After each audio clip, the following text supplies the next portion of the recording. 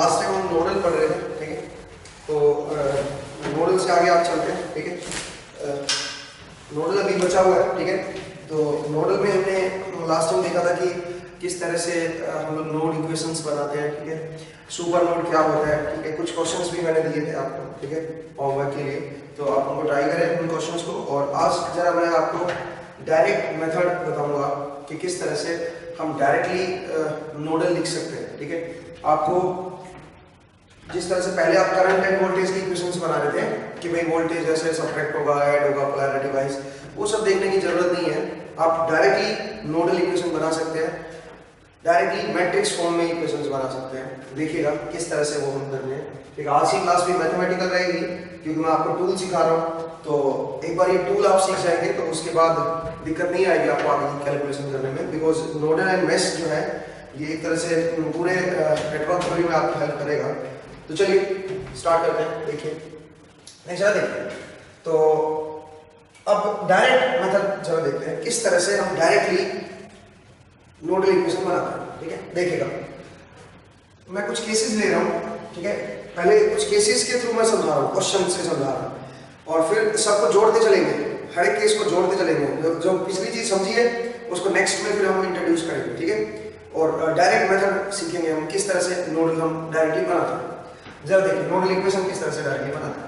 देखिए सबसे पहला केस मैं वो ले रहा हूँ जिसमें नेटवर्क के अंदर सारे के सारे इंडिपेंडेंट वोल्टेज सोर्सेस, ठीक है। तो आप केस नंबर 1 लिखिए और मैं बढ़ाते चले जाऊंगा। Case number 1, network contain independent voltage sources only, ठीक है। ऐसे नेटवर्क देखते हैं जिनमें केवल इंडिपेंडेंट वोल्टेज सोर्स हो, ठीक है। उनको जरा समझते हैं और देखते हैं कि उनमें कैसे हम डायरेक्टली नोडल इक्वेशन बनाते हैं। तो जरा देखिए कैसे। मान लीजिए मेरे पास ये नेटवर्क है और इसकी डायरेक्ट इक्वेशन लिखने का तरीका बताता हूँ। और ये तरीका कहीं से आया नहीं है, ये वही है, बेसिक रूल से ये निकला है, ये मैंने डायरेक्ट बना दिया, ठीक है। और ये कुछ भी नहीं है, तो इससे डरना नहीं है, डोंट वरी, ये कुछ कोई नया रूल नहीं है, ठीक है। ये V1 है, ये V2 है, ये R3 है, R4 है, ठीक है, R5, मान लीजिए V3, ठीक है जी। ऐसे आपको ये ग्राउंड दिया हुआ है, रेफरेंस नोड। जो रेफरेंस नोड मानते हो जरूरी नहीं है कि जीरो पे माने, आप कुछ भी मान सकते हो उसको, ठीक है। मतलब कई बार लिखा जाता है कि ऑलवेज आपको जीरो मानना होता है, क्यों मानना होता है ऑलवेज, ठीक है। कुछ भी मान लो, अकॉर्डिंगली दूसरी वोल्टेज आ जाएगी, ठीक है। तो ये आप ध्यान रखिएगा। क्या यहाँ पे ग्राउंड दिया हुआ, ग्राउंड दिया हुआ, इसका मतलब क्या है बताओ? इसका मतलब ये फिक्स है, ये जीरो, आप नहीं मान सकते अपनी तरफ से, ठीक है। ये जीरो है। अब बताओ कितने जंक्शन पॉइंट और बचे? केवल ये जंक्शन पॉइंट और बचा है, इसको नाम दे दो VA, ठीक है जी। इसको नाम दे दो VA और नोडल इक्वेशन बनाओ जो से आप बनाते थे पहले, आप वही बनाए, ठीक है। फिर उस देखना एक डायरेक्ट रूल बनेगा, हम डायरेक्टली लिख पाएंगे। जरा देखिए कैसे नोडल इक्वेशन बनाते हैं। इधर का करंट बताओ, इसको हाईएस्ट मान लो, इधर का करंट कितना आएगा? VA minus V3 divide by R5 plus VA minus V1 divide by R2 plus VA minus V2, देखो ना, VA minus V2 minus 0 divide by R1 plus VA minus 0 divide by क्या होगा? R3 plus R4 और बराबर किधर क्या आएगा? कोई दिक्कत नहीं, ठीक है। कोई परेशानी है पूछिए। तो अगर मैं VA का कोफिशिएंट देखूं, बोर्ड पे देखिए, बाद में लिखिए। अगर मैं VA का कोफिशिएंट देखूं तो VA का कोफिशिएंट आएगा 1/R5 प्लस 1/R2, देखो यहां से 1/R5 है, यहां से 1/R2 है, plus 1/R1 plus 1/R3 plus R4 और बराबर किधर क्या आएगा? बराबर किधर आएगा? V3/R5 plus V1/R2 plus V2/R1 plus बस यही है, बराबर किधर गया? चेक करके देखो क्या मैंने सही किया, एक बार चेक कर। आई होप सही है, करेक्ट है, ठीक है। क्योंकि माइनस वाले जो थे ये उधर जाके प्लस हो जाएगा, माइनस वाले जो थे उधर आके प्लस हो जाएगा, करेक्ट है। अब सुनिए, ये इक्वेशन क्या कहती है? इक्वेशन क्या करेगी? VA का जो कोफिशिएंट है वो जरा देखो कैसे लिखा है।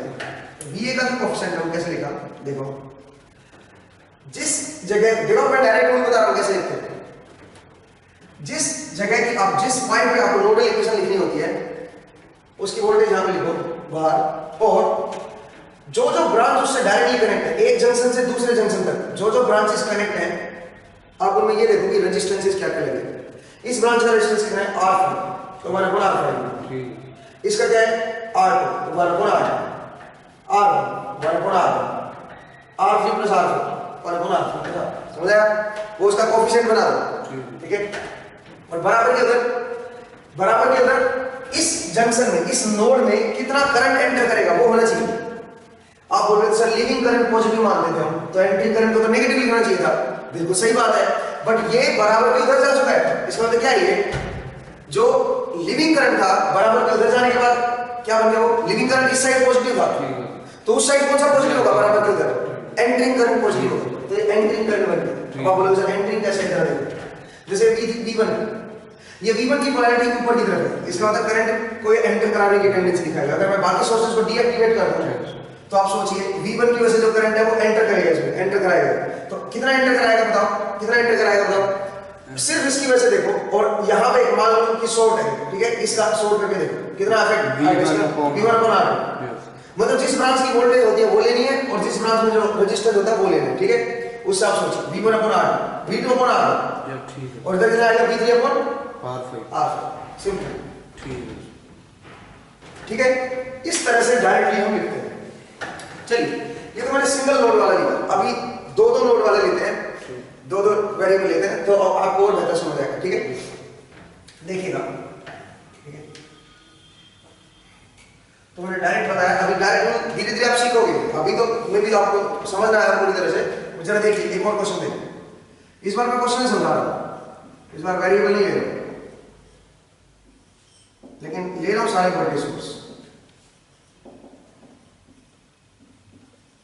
तो कोई नया रूल नहीं बना, मैंने इक्वेशन लिखी और इक्वेशन से बाईपास करना सीख लिया मैंने, ठीक है। इक्वेशंस को थोड़ा आसान करना मैंने सीख लिया।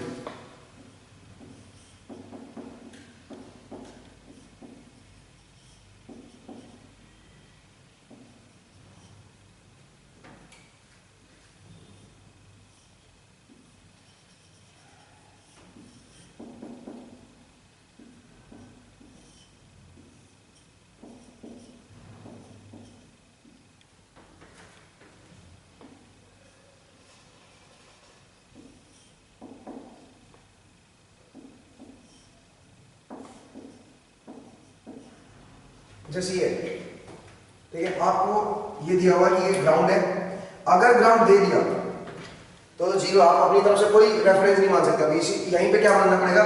इसी को रेफरेंस मानना पड़ेगा, और ये जीरो लिख लो, इसको लिख लो VA, this is VA and this is VB, this is VA, this is VB, ठीक है। दो जंक्शन है। तो अब जरा देखिए इसकी इक्वेशन कैसे बनाए, और फिर डायरेक्ट मेथड आप जरा देखिए, यहां से आप समझ जाओगे पूरी तरह से, ठीक है, कैसे हम डायरेक्ट मेथड बनाते हैं। जरा देखिए, पहले तो बेसिक रूल लगाओ, एक बार बेसिक लगा के देखो, उसके बाद आप डायरेक्ट मेथड लगाने की प्रैक्टिस करना। बेसिक लगा के देखो, बेसिक अगर मैं लगाऊं तो बताओ, इसको हाईएस्ट मान लो, कितना आएगा? VA - 3 डिवाइड बाय कितना आएगा? 6 प्लस इधर का बताइए VA - 10 डिवाइड बाय 2 प्लस इधर का बताइए VA - 3 VB, VA - 3 VB divide by 2 बराबर किधर? अब यहां से VA का ऑप्शन कितना आएगा? V आया 1/6 1/2 प्लस 1/2, और VB का ऑप्शन कितना आएगा जरा? -1/2 -1/2, और बराबर किधर क्या आएगा जरा? बराबर किधर आया?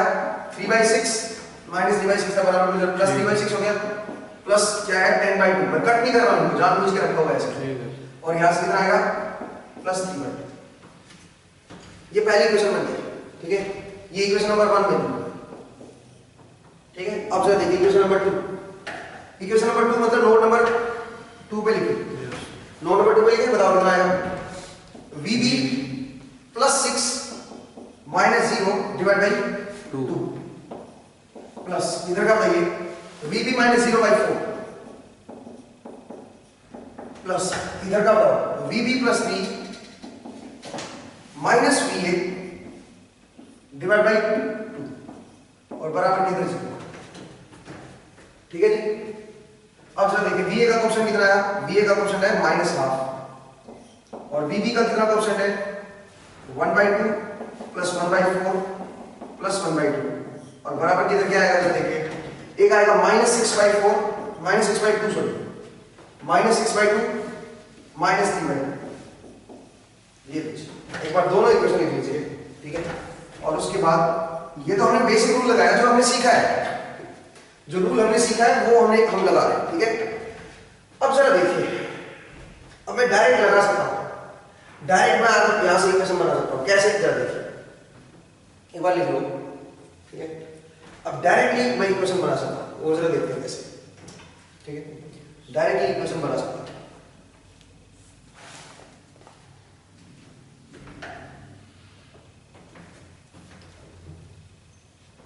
देखिए अगर मैं इन्हीं इक्वेशंस को एक बार मैट्रिक्स फॉर्म में लिखने की कोशिश करता, एक मोमेंट के लिए मान लीजिए मैट्रिक्स फॉर्म में लिखता, तो जरा देखो ये है V और ये क्या है पता लगा, इधर क्या है, पहले इसको छोड़ो, इधर क्या है, इधर क्या चीज है, ये देखो 3/6, 3 क्या चीज है, 3 ये वोल्टेज है और 6 पाथ का रेजिस्टेंस है।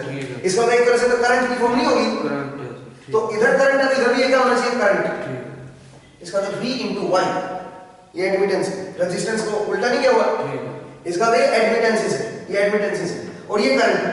तो V into, इसका मतलब जो जनरलाइज इक्वेशन में बनाऊं तो मैं इसको कह सकता हूं V into Y is equal to I। ये मेरी form V into Y into I, इस फॉर्म में मैंने लिखा हुआ है। एक तरफ करंट, और ये करंट कौन से है, ये एंटरिंग करंट है, ध्यान रखना कौन सा करंट है, entering current. I is entering current in the node, ठीक है। नोड में एंटर कर रहे हैं करंट, ध्यान से देखो।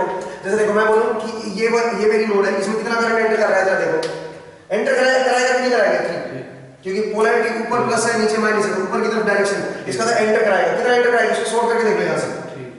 इसकी वजह से जो एंट्री इटसेल्फ, इसकी खुद की वजह से कितना एंटर कराएगा, 3/6, ये इसका खुद का करंट है, ठीक है।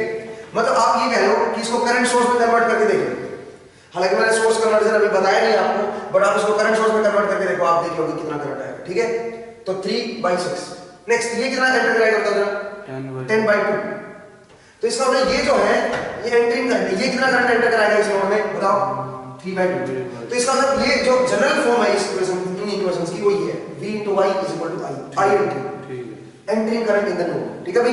अब चलिए, तो अगर मैं इसकी मैट्रिक्स फॉर्म में लिखा बनाऊं इसकी इक्वेशन, ये दोनों इनको अगर मैं मैट्रिक्स में लिख दूं, ठीक है, अगर मैं इनको मैट्रिक्स में लिखूं तो जरा देखते हैं मैट्रिक्स में क्या बनेगा। अगर मैं मैट्रिक्स में लिखूं तो जरा देखिए क्या बनेगा।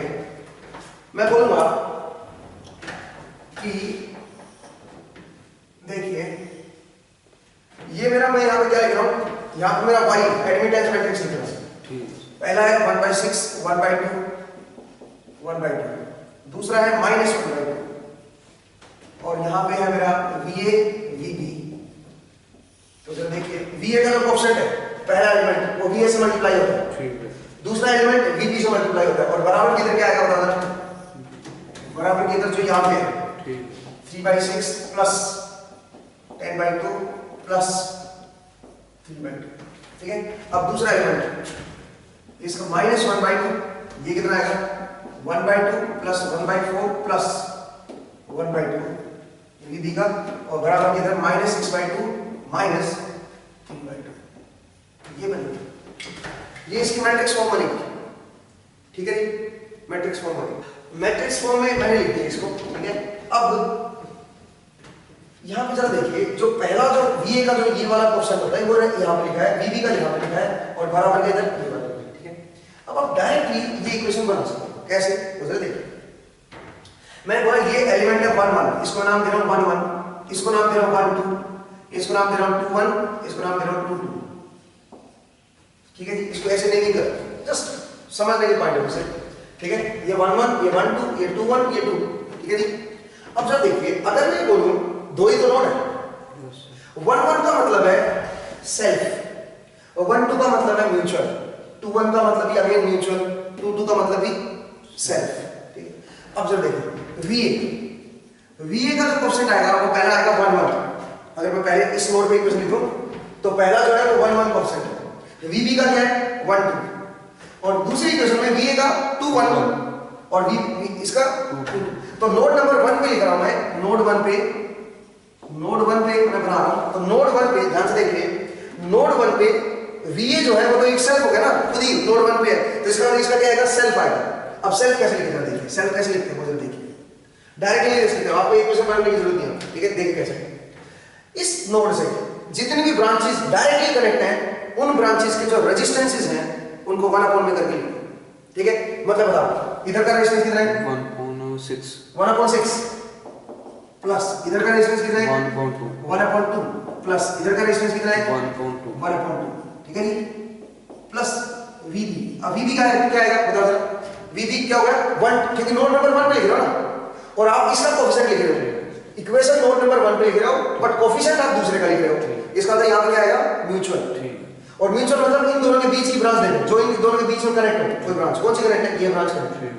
इस ब्रांच का रेजिस्टेंस देखो कितना है 2, तो उसको लिख दो 1/2, लेकिन जितने भी म्यूचुअल है उनको क्या लिखना है -1, ठीक है। बराबर की तरह देखिए क्या लिखेंगे, बराबर की तरह लिखेंगे इस नोड में कितना करंट एंटर कर रहा है, तो कितना करंट एंटर कर रहा है, इधर से कितना करंट एंटर करेगा, इधर इस ब्रांच में वोल्टेज सोर्स लगा हुआ है तो करंट एंटर कराएगा कितना 3/6, तो 3/6 प्लस इधर से एंटर कराएगा कितना 10/2 और इधर से भी ये एंटर कराएगा क्योंकि पॉलैरिटी देखो ना माइनस प्लस उधर कितना आएगा 3/2। समझ आया, ये पहली इक्वेशन हो गई, डायरेक्टली आपने लिख दिया पहली इक्वेशन, ठीक है। कुछ नहीं है सब्ट्रैक्ट किया एडिशन करना, डायरेक्ट आप इक्वेशन लिख सकते हैं, क्लियर। दूसरे नोड पे देखते हैं, एक बार इसका नोड नंबर 2 के लिए देखिए, नोड नंबर 2 के लिए देखिए, नोड नंबर 2 के लिए देखते हैं, ठीक है। देखिए नोड नंबर 2 के लिए देखिएगा, नोड नंबर 2 तो मैं काम करता हूं, सबसे पहले VA लिखता हूं, VA का क्वेश्चन।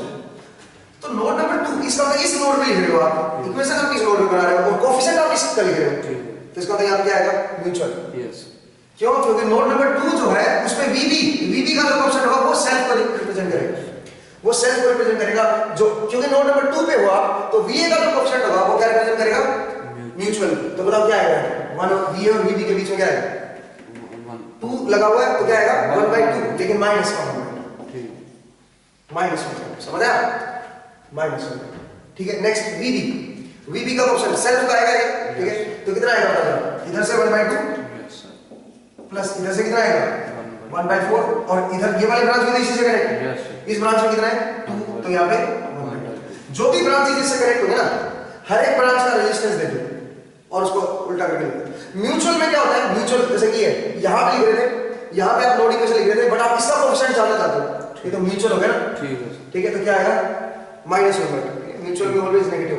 बराबर की तरह देखते हैं, करंट एंट्री इस नोड में कौन कौन करंट एंटर कराएगा वो जरा देखते हैं। देखिए अब ध्यान से, गलती करोगे ये इसमें एंटर कराएगा क्या, इसकी पोलैरिटी किधर है नीचे की तरफ, -2 नीचे, इसका मतलब एंटर नहीं कराएगा, क्या कराएगा, अगर इसको करंट सोर्स में कन्वर्ट करोगे तो नीचे की तरफ आएगा, वो मैं आपको सिखाऊंगा अभी। आप पोलैरिटी से देखिए अभी -2 नीचे है, इसका मतलब करंट एंटर नहीं कराएगा, लीव कराएगा, तो इसका मतलब माइनस आएगा, कितना आएगा -6/2, 6/2, समझ आया।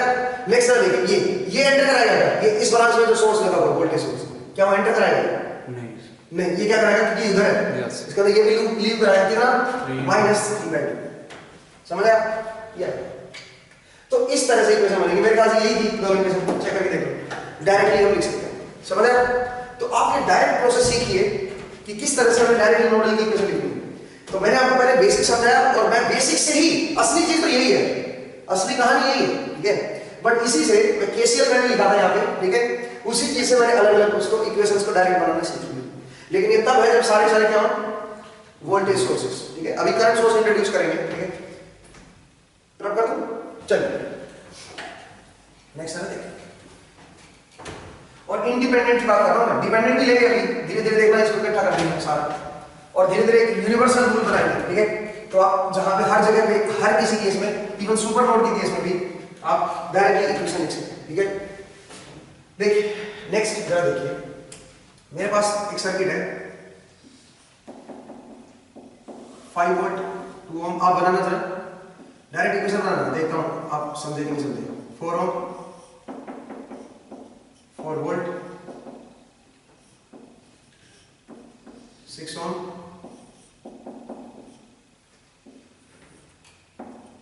3 वोल्ट 8 ओम 4 ओम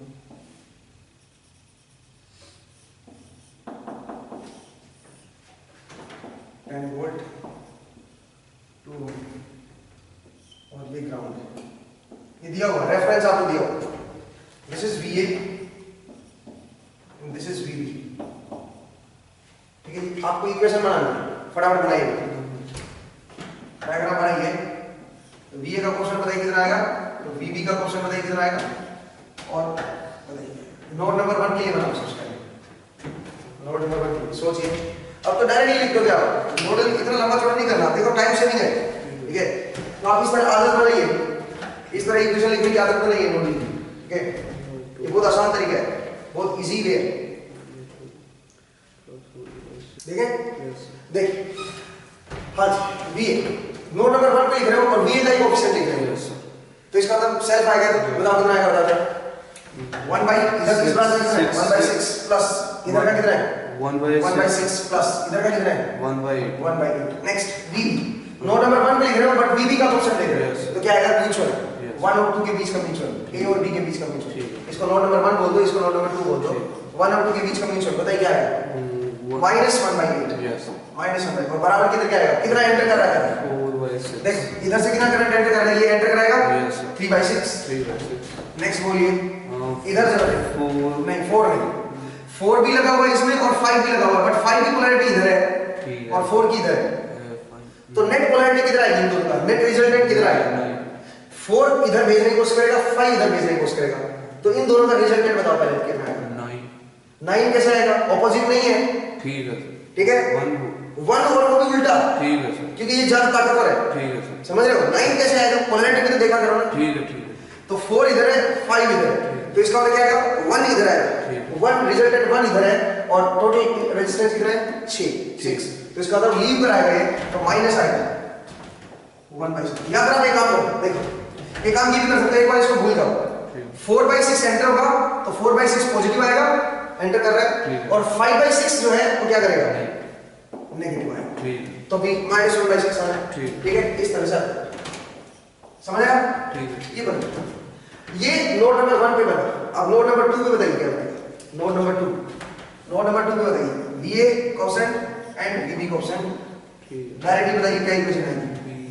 ध्यान रखिएगा इधर करंट एंट्रिंग है, entering current in the node, ठीक है ना, entering current in the node. बताइए VA का कोएफिशिएंट क्या आएगा, VA का कोएफिशिएंट क्या आएगा, VA का क्या कोएफिशिएंट आएगा, देखें। यस सर, देखिए VA का क्या कोएफिशिएंट आएगा, मुझे देखते हैं, बोलिए।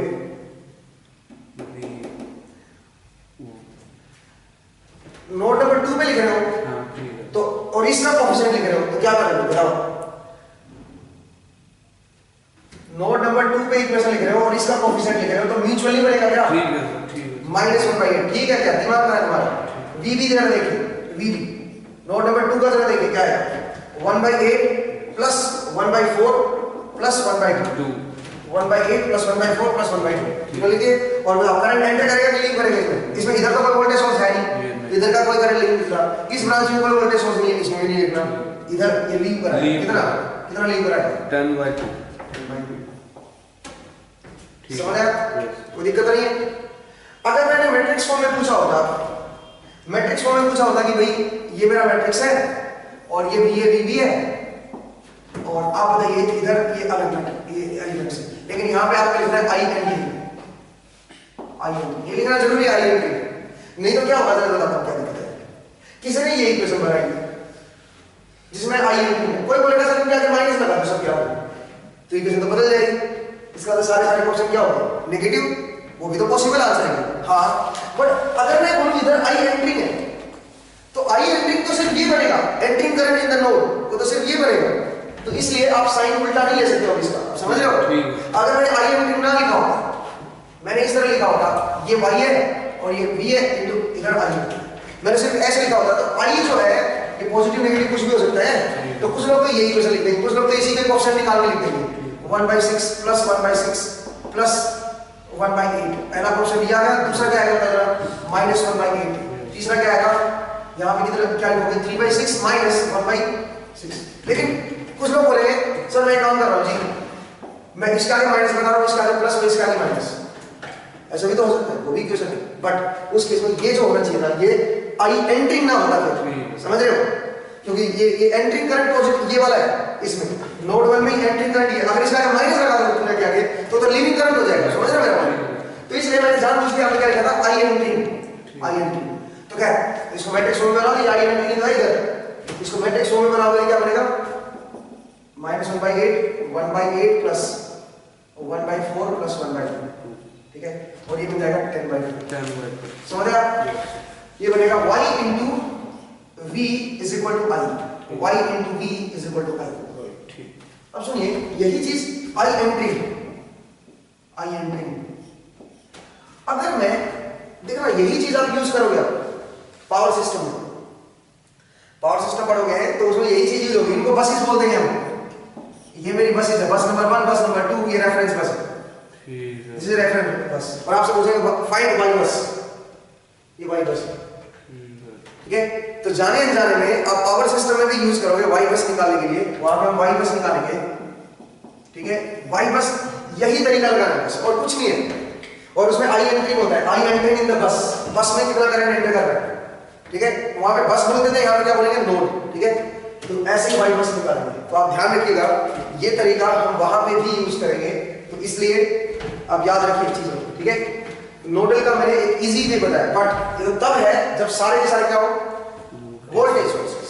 अब नेक्स्ट जरा आई होप आपको समझ आया, और वाई बस कैसे निकालते हैं। अगर मैं नेटवर्क दे देता हूं, मैं पूछता इसका वाई बस बताओ, तो आप सीधा निकाल सकते हैं। पावर सिस्टम में उसमें जे लग जाएगा, इंडक्टिव बन जाएंगे, ठीक है, ये इंडक्टिव बन जाएंगे, तो सिंपल है, सारी चीज आसान है, ठीक है।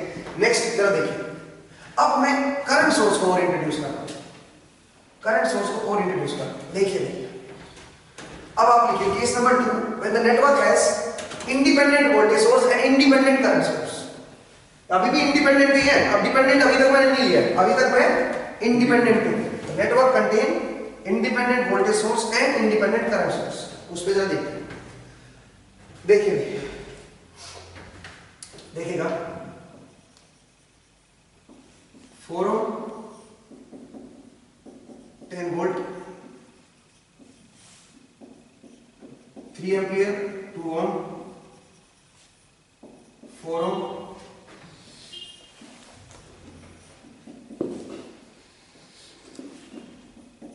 10 वोल्ट 2 ओम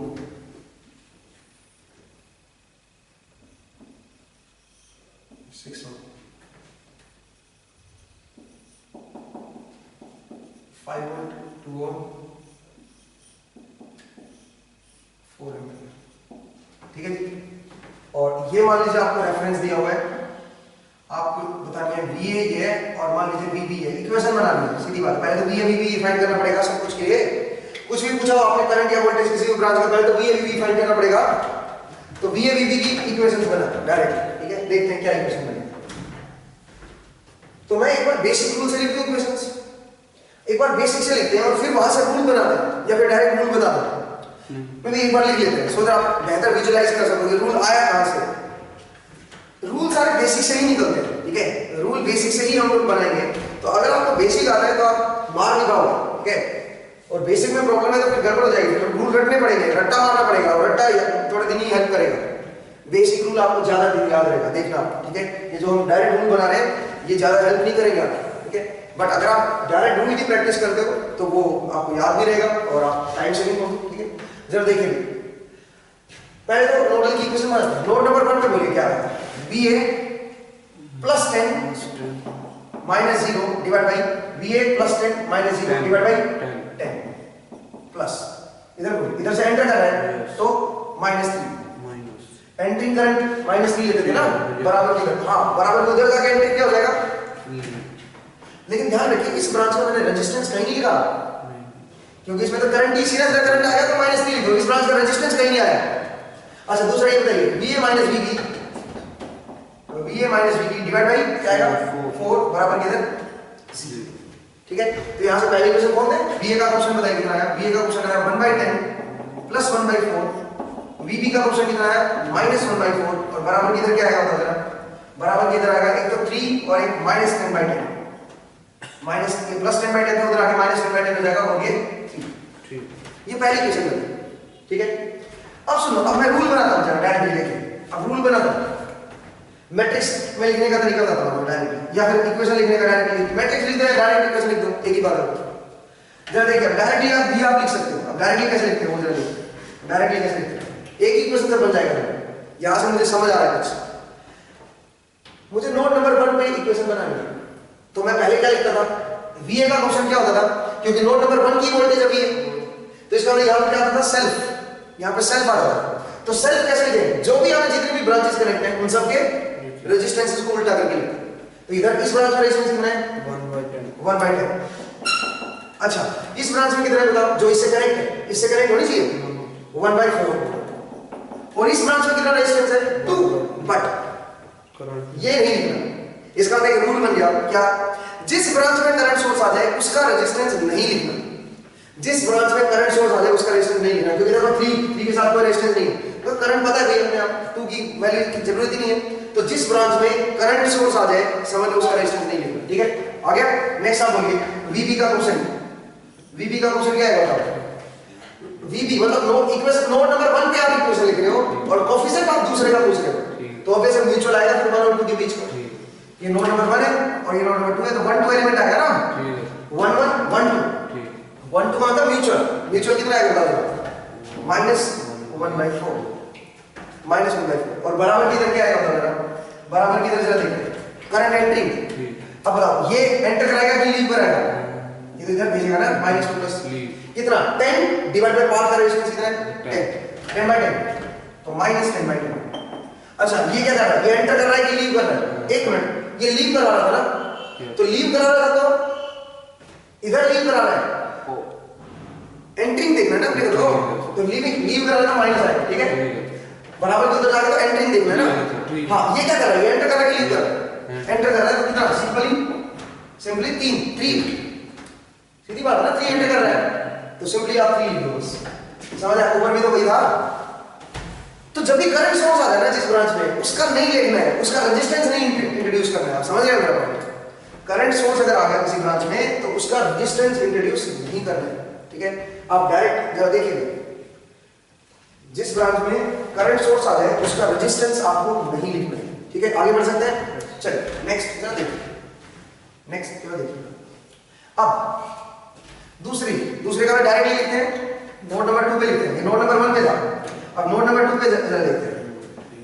नोड नंबर 2 पे लिखते टाइम हमें VA का क्वेश्चन चाहिए था, तो क्या करें बताओ, आप नोड नंबर 2 पे इक्वेशन लिख रहे हो बट आपको कोएफिशिएंट चाहिए VA का, कैसे लिखते बताओ, 1/4।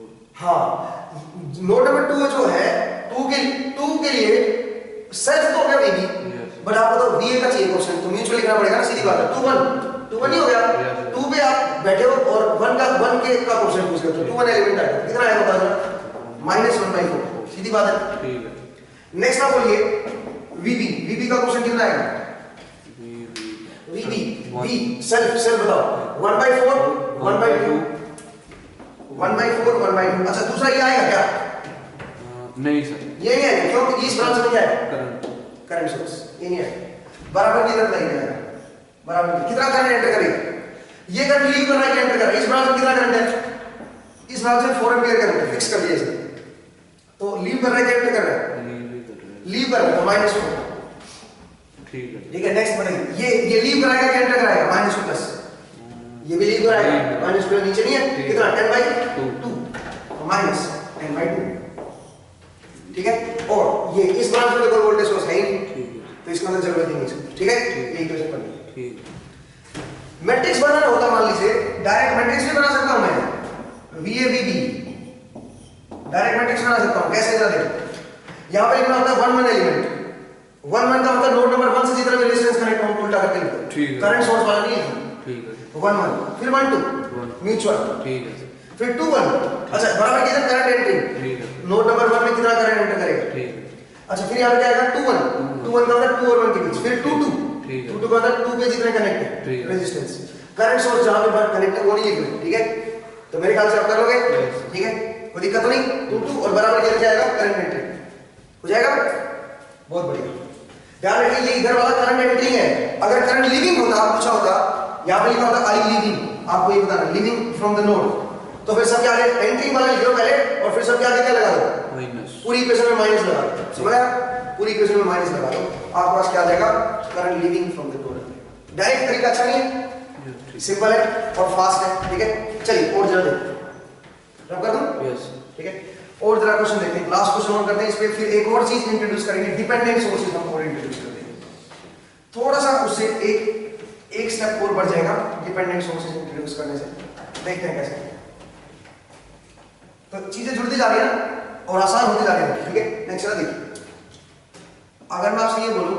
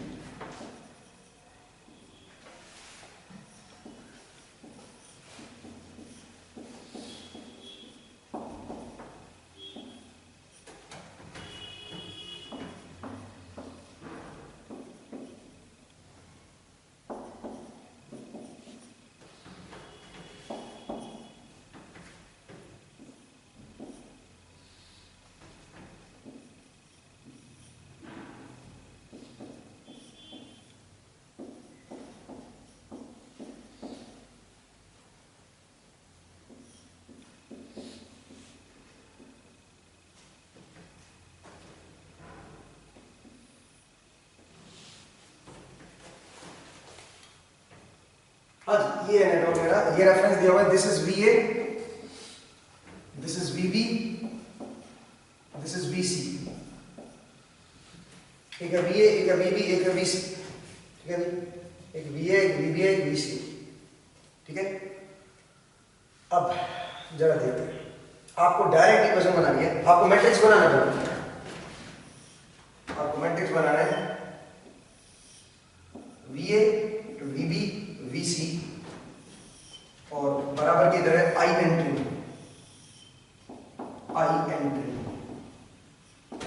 बराबर की इधर I एंट्री लिखेंगे, ठीक है, this is I entry, I entering in the node, ठीक है, this I should be I entering in the node, इधर V Y इनटू V, तो Y बस बनाना है इसका, बस एडमिटेंस मैट्रिक्स बनाना है, ठीक है, बस एडमिटेंस मैट्रिक्स बनाना है, ठीक है, ये बसेज है मान लीजिए, ठीक है, ये बसेस।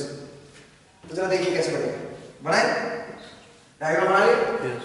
देखिए आपको सबसे पहले 1 1 एलिमेंट लिखना है, यहाँ पे आएगा 1 1 1 2 1 3, इस बार 3 तक है, 3 क्रॉस 3 का मैट्रिक्स है, तो 1 1 1 2 1 3, देखें 1 1 एलिमेंट बोलिए, नोड नंबर 1 से जो सेल्फ है, बताइए क्या इसका लिखोगे 1/4? नहीं लिखेंगे, क्या 1/2 लिखोगे?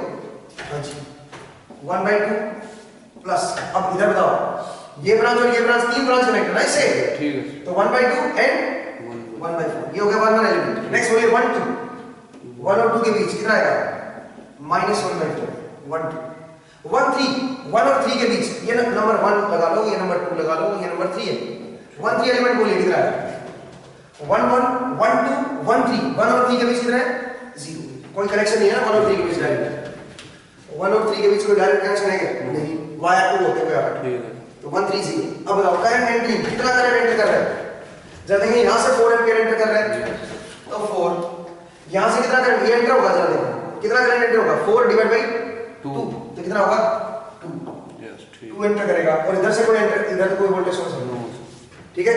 या नेक्स्ट आइए 2 1 एलिमेंट, यहाँ पे 2 1 आएगा ना, 2 1 2 2 2 3, 2 1 2 और 1 के बीच बोलिए कितना है, -1/4, ठीक है, 2 1 2 2 2 2 बोलो, 1/4 1/6, बस 1/4 प्लस 1/6, सेल्फ जो होता है वो पॉजिटिव होता है, ठीक है। 2 2 2 2 में देखो, एक तो ये आएगा, एक ये आएगा, ये क्यों नहीं आया, वो करंट सोर्स आ रहा है, ठीक है। 2 3, 2 और 3 के बीच बोलिए, 2 और 3 के बीच क्या है 6, ठीक है, तो क्या आएगा -1/6, 2 3, और बराबर की इधर क्या आएगा करंट एंट्री, इसमें एंटर, ये इधर से कोई एंटर नहीं हो रहा, इधर से लीव कर रहा है माइनस, और ये एंटर कराएगा क्या, हाँ जी एंटर कराएगा, कितना एंटर कराएगा बताओ 10/6, 10/6, ठीक है। नेक्स्ट आइए 3 1 बोलिए 3 1, 3 और 1 के बीच, 3 1 के बीच 0, 3 2, 3 और 2 के बीच -1/6, -2 क्योंकि म्यूचुअल है, ठीक है। नेक्स्ट बोलिए 3 3 क्या आएगा बोलिए, 3 3 क्या आएगा 1/6 + 1/4, बस 1/6 + 1/4 ये आएगा 3 3। क्यों, ये क्यों नहीं लिखा, हम वो करंट सोर्स। आगे बताइए बराबर की क्या आना चाहिए, करंट एंट्री, कितना करंट एंटर कर रहा है, यहां से लीव करेगा, ये लीव कराएगा करंट को तीसरी वाली नोड से, कितना बताओ 10/6, तो लीव करेगा तो -10/6, इधर से कोई एंटर नहीं कर रहा, इधर से भी लीव कर रहा है -10, ये बन गया। और इसको बोलेंगे वाई बस, दिस इज वाई बस, वाई बस। अगर ये बसेस होते हैं और ये रेफरेंस बस होता है तो इसको हम बोलते हैं वाई बस, समझ आया, कोई दिक्कत नहीं, बहुत बढ़िया। तो मैंने बताया कि किस तरह से independent current source and independent voltage source आ रहे हैं, तो डायरेक्टली हम नोडल कैसे लिख सकते हैं, डायरेक्टली नोडल इक्वेशन कैसे बना सकते हैं, आगे बढ़ते जो आपको आगे भी हेल्प करेगा, ठीक है। ये कंसेप्ट आपको आगे भी हेल्प करेगा वाई बस एंड जेड बस बनाने में। हालांकि जेड बस ऐसे नहीं बनेगा, ठीक है, वो इसको इन्वर्स लेना पड़ेगा जेड बस के वाई बस का, ठीक है, वो छोड़िए, वो पावर सिस्टम में पढ़ेंगे। नेक्स्ट इधर देखिए, नेक्स्ट है आपका डिपेंडेंट सोर्सेज का है, तो एक तरह से आप यूनिवर्सल लो आगे पहुंच गए, अब तो सब कुछ ही आ गया, डिपेंडेंट भी आ गया, इंडिपेंडेंट भी आ गया, सब कुछ आ गया, ठीक है। तो if the network contain dependent independent sources, ठीक है, डिपेंडेंट इंडिपेंडेंट सोर्सेज, तो हम डायरेक्ट कैसे करेंगे, अगर डिपेंडेंट भी आ रहे हैं इंडिपेंडेंट भी आ रहे हैं तो डायरेक्टली हम कैसे लिखेंगे, ठीक है, तो कैसे हम बनाएंगे, ठीक है, तो वो थोड़ा लेंथी हो जाएगा और मैं एक ट्राई करके दिखा रहा हूं आपको, ठीक है, बट उसके लिए आप डायरेक्ट ना बनाए तो बेहतर है, ठीक है, बिकॉज उतना टाइम वैसे कंज्यूम कर लेंगे, ठीक है। देखिए कैसे, मैं आपको पहले एक दो समझा देता हूं सो दैट आपको क्लियर हो जाए कि क्यों उसमें टाइम लग रहा है, ठीक है, तो बेहतर है उसको तो फिर बेसिक रूल से ही कर लो, ठीक है। देखिए कैसे, मान लीजिए मेरे पास ये कुछ है 10 volt 2 Om 4 ohm 6 I1 and this current is I1,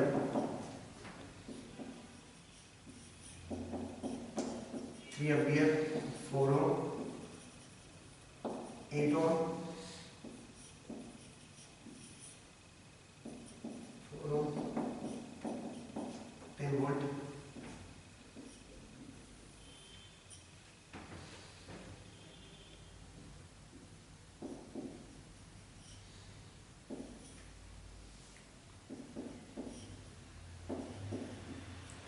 ampere 4, ठीक है, इस तरह का दिस I1 डिपेंडेंट आ गया है ना, मे बी मैं एक और डिपेंडेंट लगा देता हूँ, थोड़ा सा करंट सोर्स कर लेते हैं, ठीक है, थोड़ा इजी रहे, मतलब सोच सकते हैं लोग, ठीक है। तो ये मेरा मान लीजिए V1 है और इस V1 पे डिपेंड कर रही है, ये रेफरेंस आपको दिया होगा, this is VA and this is VB, ठीक है, एक दिया हुआ VA, एक दिया VB और ये V1 पे डिपेंड कर रहा है 2V में, ठीक है जी। इस तरह से एक बार डायग्राम बना लीजिए। अब जरा देखते हैं इससे डायरेक्टली मैं कैसे इक्वेशन बनाऊं, डायरेक्टली मैं कैसे इक्वेशन बनाऊं। इंडिपेंडेंट सोर्सेज को इंडिपेंडेंट की तरह मान के चलो एक बार, ठीक है, मान के चलो कि इंडिपेंडेंट है और जैसे हम पहले बनाते थे वैसे बनाते हैं, कैसे कर देखते हैं। सबसे पहले BA का क्वेश्चन देखते हैं, बताइए BA का क्वेश्चन क्या आएगा, इससे कितने रेजिस्टेंस डायरेक्टली कनेक्ट 1/2 नहीं लिखना, क्यों नहीं लिखना, करंट सोर्स है और इसको इंडिपेंडेंट मान के चलो, ठीक है, तो करंट सोर्स नहीं लिखना, इधर का कितना आएगा 1/2 प्लस इधर का कितना आएगा 1/4, ठीक है, वोल्टेज सोर्स है ना तो कुछ दिक्कत नहीं है।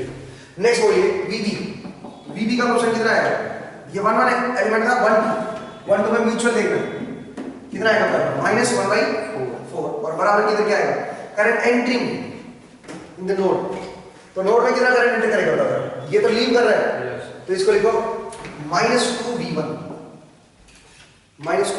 समझ आया, ठीक है, लीव कर रहा है और क्योंकि वैल्यू जो है वो V1 है तो वो लिख दो। अच्छा ये एंटर कराएगा, कितना एंटर कराएगा बता जरा?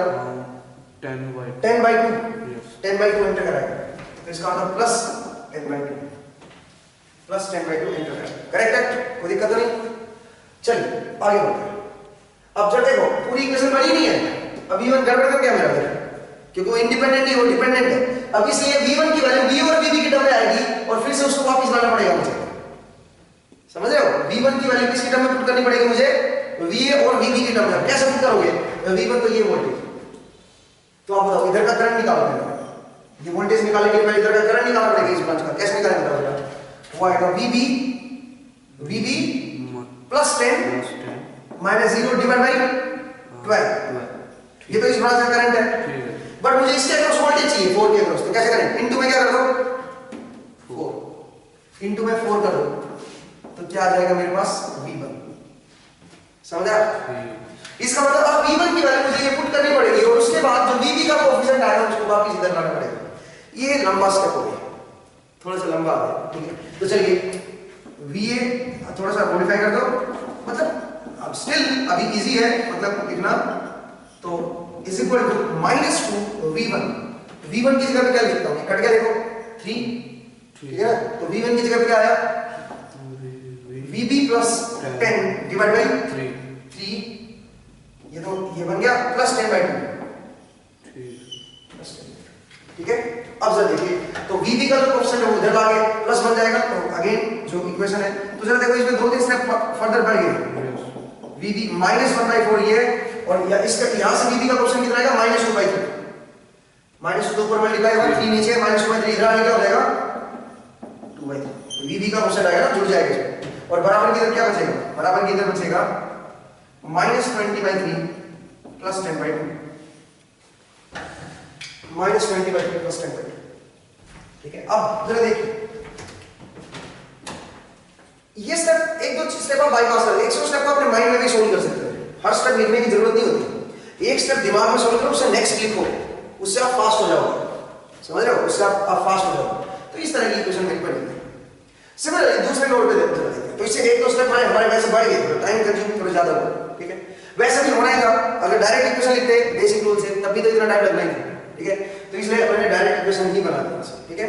नेक्स्ट तरह देखिए, अब नोट नंबर 2 पे लिखते हैं। नोट नंबर 2 बताइए, सबसे पहले VA का क्वेश्चन बताइए। नोट नंबर 2 पे VA का क्वेश्चन क्या है? अगर आप नोट नंबर 2 पे लिख रहे हो तो VA का क्वेश्चन कितना आएगा? एक गड़बड़ कर दी भाई मैंने, एक गड़बड़ और होगी क्या? इधर से करंट एंट्रिंग, तो ये लीव कर रहा था तो -2 को लिख दिया, इधर से एंटर कर रहा था 10/2 वो भी लिख दिया, ये सोर्स भी तो एंटर कराएगा, ठीक है? इसका मतलब क्या आएगा बताओ? 6 प्लस 6I1 डिवाइड बाई 4 आएगा, ठीक है? अब सुनो, I1 की वैल्यू और पुट करनी पड़ेगी मुझे, VA और VB की टर्म। फिर से आओ वापस, ठीक है? I1 भी तो गड़बड़ कर रहा है, तो V1 तो चलो पुट कर दिया, अब I1 भी तो पुट करो। तो I1 की वैल्यू कैसे निकालेगा? 6/4 इनटू I1 की वैल्यू क्या आएगी?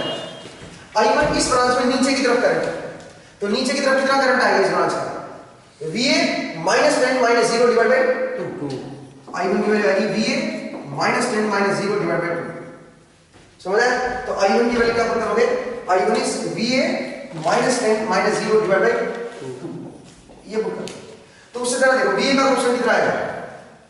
-2/3 था VB का, उधर आगे क्या हो जाएगा? प्लस 2/3, और -20/3 था इधर ही रहेगा, ठीक है? अच्छा, फिर ये 10/3 आ गया। अब VA का क्वेश्चन कितना बनेगा? 6/8, VA का 6/8 बनेगा ना? अब इधर आगे क्या हो जाएगा? -6/8 हो जाएगा, -6/8, ठीक है? और इधर क्या बचेगा? इधर -60/8 बचेगा, इधर -60/8 ये बचेगा, -60/8, समझ आया? -60, कोई दिक्कत है बताइए? तो VA और VB की इक्वेशन मेरे पास आ गई, ठीक है? तो VA और VB की इक्वेशन मेरे पास आ गई, कोई डाउट तो नहीं है? नेक्स्ट आ देखिए, अब यहाँ अब दूसरे उसके देखते हैं, तो जरा देखिए इसमें थोड़ा सा लेंथी हो गया है, मतलब जो आप डिपेंडेंट सोर्स जिस पे डिपेंड कर रहे हैं उनकी वैल्यू भी VA VB की टर्म में पुट करनी पड़ेगी, और तब उसके बाद आप उनको इधर लेके आओ। एक दो स्टेप और बढ़ गए, नेक्स्ट वाला देखिए अंदर, दूसरे उसके लिए, दूसरे के लिए कैसे लिखोगे बताओ? दूसरे के लिए कैसे बनाओगे? देखें, हाँ बताइए। नोट नंबर 2 के लिए लिखते हैं, लेकिन पहले A का कोएफिशिएंट लिखते हैं। A का कोएफिशिएंट कितना आएगा? 1/4 म्यूचुअली आएगा ठीक है सर। प्लस वीबी, वीबी का क्वेश्चन बताइए कितना है वी का 1/4 1/4, ये वाला नहीं लिखना है, करंट ये वाला नहीं लिखना है, ठीक है 1/4। अच्छा इधर का बताइए कितना है 1/, प्लस 1/12 ठीक नहीं यस 1/12 और बराबर किधर क्या आएगा इधर, बराबर किधर करंट एंट्री, ये करंट लीव कर रहा है यस सर तो -3।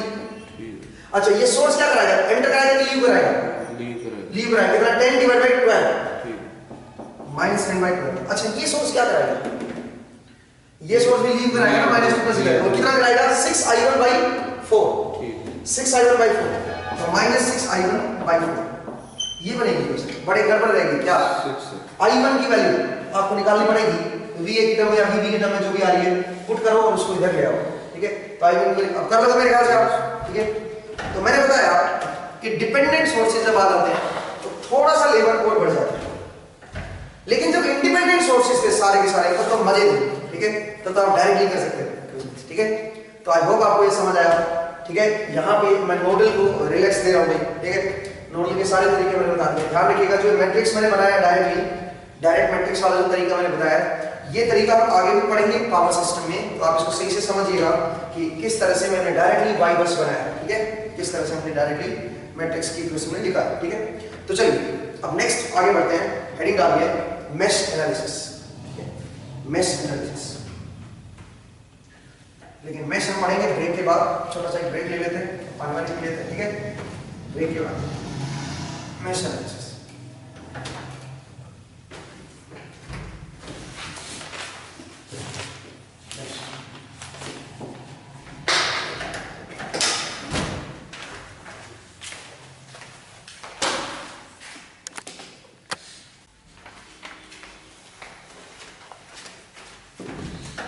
चलिए दोस्तों, तो मेश एनालिसिस स्टार्ट करते हैं, ठीक है। हमने लास्ट टाइम नोडल देखा, तो नोडल वैसे आप हर जगह लगा सकते हैं, ठीक है। मेश आप हर जगह अप्लाई नहीं कर सकते, ठीक है। वो देखते हैं कहाँ पे अप्लाई होता है, कहाँ पे नहीं अप्लाई होता है मेश एनालिसिस। देखिए एक होता है प्लेनर सर्किट्स, प्लेनर सर्किट्स, और एक होता है नॉन प्लेनर सर्किट, ठीक है। तो अगर मेरा सर्किट प्लेनर है तो यहाँ पे आप मेश लगा सकते हो, यहाँ पे मेश लगेगा, यहाँ पे मेश नहीं लगेगा, नॉन प्लेनर पे मेश नहीं लगेगा। नोडल हर जगह लगेगा, नोडल का कोई एक्सेप्शन नहीं है, ठीक है। नोडल आप हर जगह लगा सकते हो, जहाँ पे नोडल तो केसीएल है ना, एक तरह से चार्ज कंजर्वेशन, ठीक है, वो तो हर जगह लगेगा। बट नॉन प्लेनर सर्किट जो है उस पर आप मेश नहीं लगा पाओगे। अब नॉन प्लेनर सर्किट क्या होता है, अरे ये जरा देखिए, मान लीजिए मैं आपको एक बात बोलूं कि मेरे पास कोई 3D स्ट्रक्चर है, मेरे पास कोई 3D स्ट्रक्चर है, ठीक है, जरा देखिए कैसे, और मैं उसको 2D में दिखा रहा हूं, मैं उसको 2D में दिखा रहा हूं, जरा देखिए कैसे, किस तरह से होगा।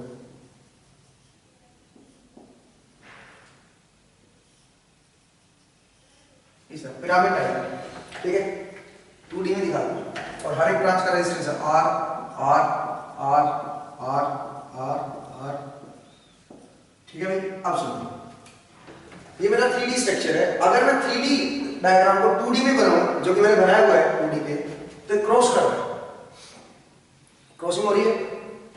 अब क्या आप इसको 2D में ही बनाना है, कनेक्शन सेम रखने हैं, ठीक है, कनेक्शन सेम होने चाहिए, 2D में ही बनाना है, बट क्रॉसिंग नहीं होनी चाहिए। क्या आप ऐसा बना सकते हो, जरा चेक करें, हाँ बना सकते हो। इमेजिन कीजिए मैंने इसको पकड़ के यहाँ पे बना दिया, इस पॉइंट को पकड़ के ऐसे नीचे ले आऊंगा इसको, जैसे किसी चीज को जैसे डब्बा होता है उसको मारते हैं तो नीचे नहीं बैठ जाता, ऐसे इसको नीचे बैठाना है। तो कैसा डायग्राम बनेगा, देखिए ये डायग्राम कुछ इस तरह का बनेगा।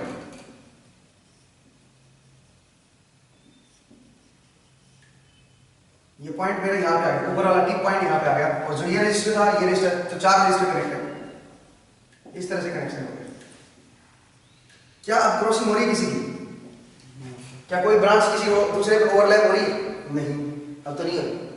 तो इसका मतलब अगर ऐसा पॉसिबल हो जाए कि 3D स्ट्रक्चर को अगर मैं 2D में बनाऊं विदाउट एनी क्रॉसिंग, या फिर कोई 2D स्ट्रक्चर हो, हमें कोई लेना देना नहीं, क्रॉसिंग नहीं होनी चाहिए, बस सीधी बात है, ब्रांच की क्रॉसिंग नहीं होनी चाहिए। अगर आप पॉसिबली ऐसे बना सकते, ऐसा पॉसिबल है, अगर आप किसी भी ऐसे स्ट्रक्चर को जिसमें क्रॉसिंग हो रही है ब्रांचेस की, अगर उनको आप इस तरह बना सको कि क्रॉसिंग नहीं हो उनमें, ठीक है, उनके अंदर क्रॉसिंग ना हो, अगर उस तरह से अगर आप बना सकते हैं तो उसको हम बोलेंगे प्लेनर सर्किट। ये प्लेनर सर्किट, इसमें मैश लग जाएगा, ठीक है। नॉन प्लेनर सर्किट वो होते हैं जिनमें आप इस तरह नहीं बना सकते। जैसे कि देखिए कुछ और क्वेश्चंस में करवा, ठीक है, आप जरा देखिएगा। पहले तो प्लेनर नहीं देखते हैं, चेक करते हैं प्लेनर है कि नॉन प्लेनर है। देखिए मान लीजिए मैं ये बोलूं कि ये मेरे पास कोई स्ट्रक्चर है, तो simple I two base question हो गया। नहीं, आप बस ऐसे बनाना है कि क्रॉसिंग ना करे।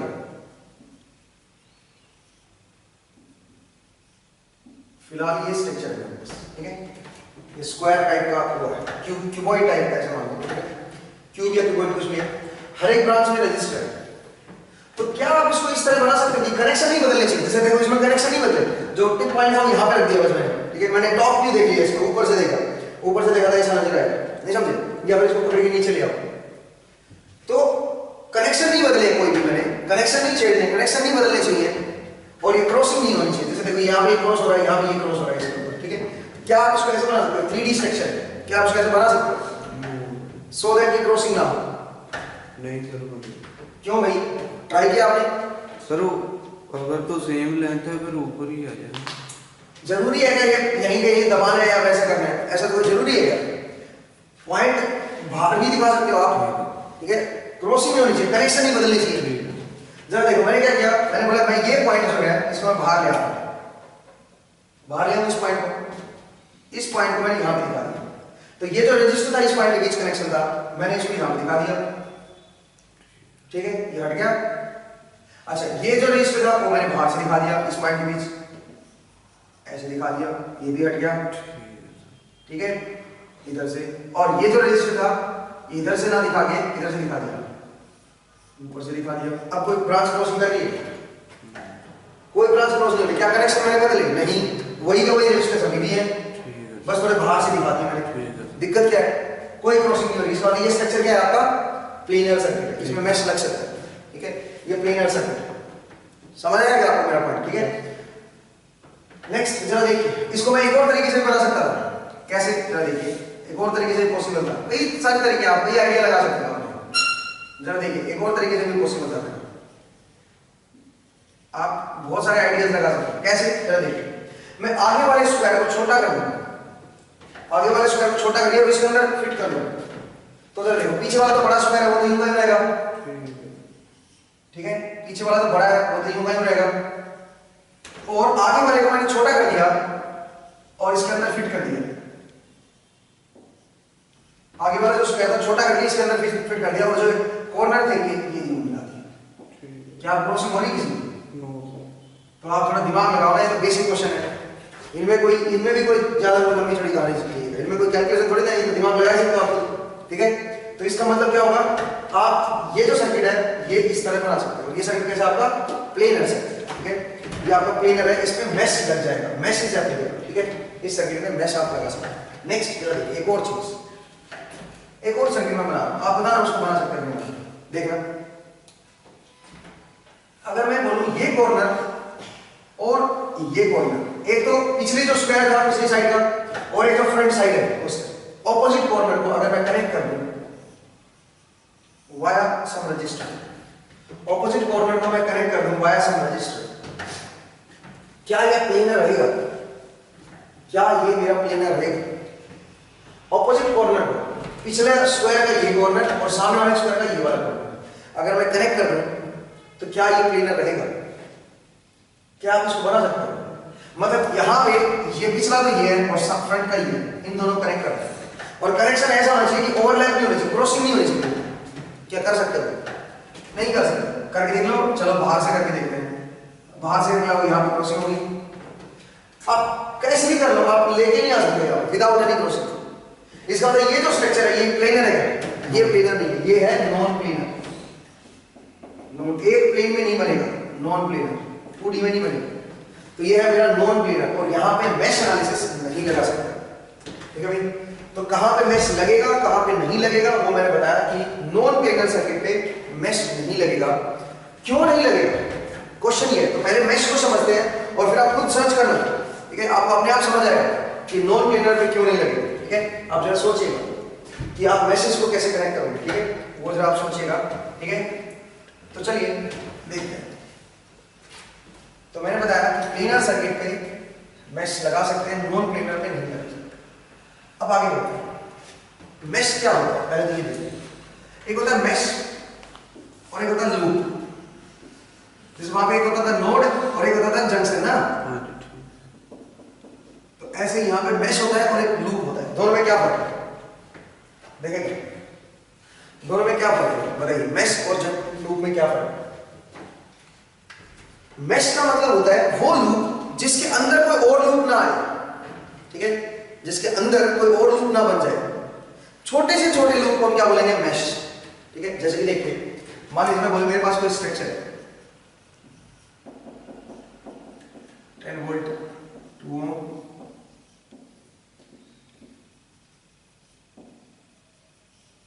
4 ओम 6 ओम और मान लीजिए कुछ इस तरह का स्ट्रक्चर है। ठीक है, ये स्ट्रक्चर है, ठीक है, ये आपका 2 ओम है। अब जरा देखिए इसमें ये भी एक लूप है। देखो लूप तो कोई भी हो सकता है, लूप तो मतलब क्लोज लूप। ये भी एक लूप है, ये भी एक लूप है, ये भी एक लूप है, ये भी एक लूप है, बहुत सारे लूप है नहीं।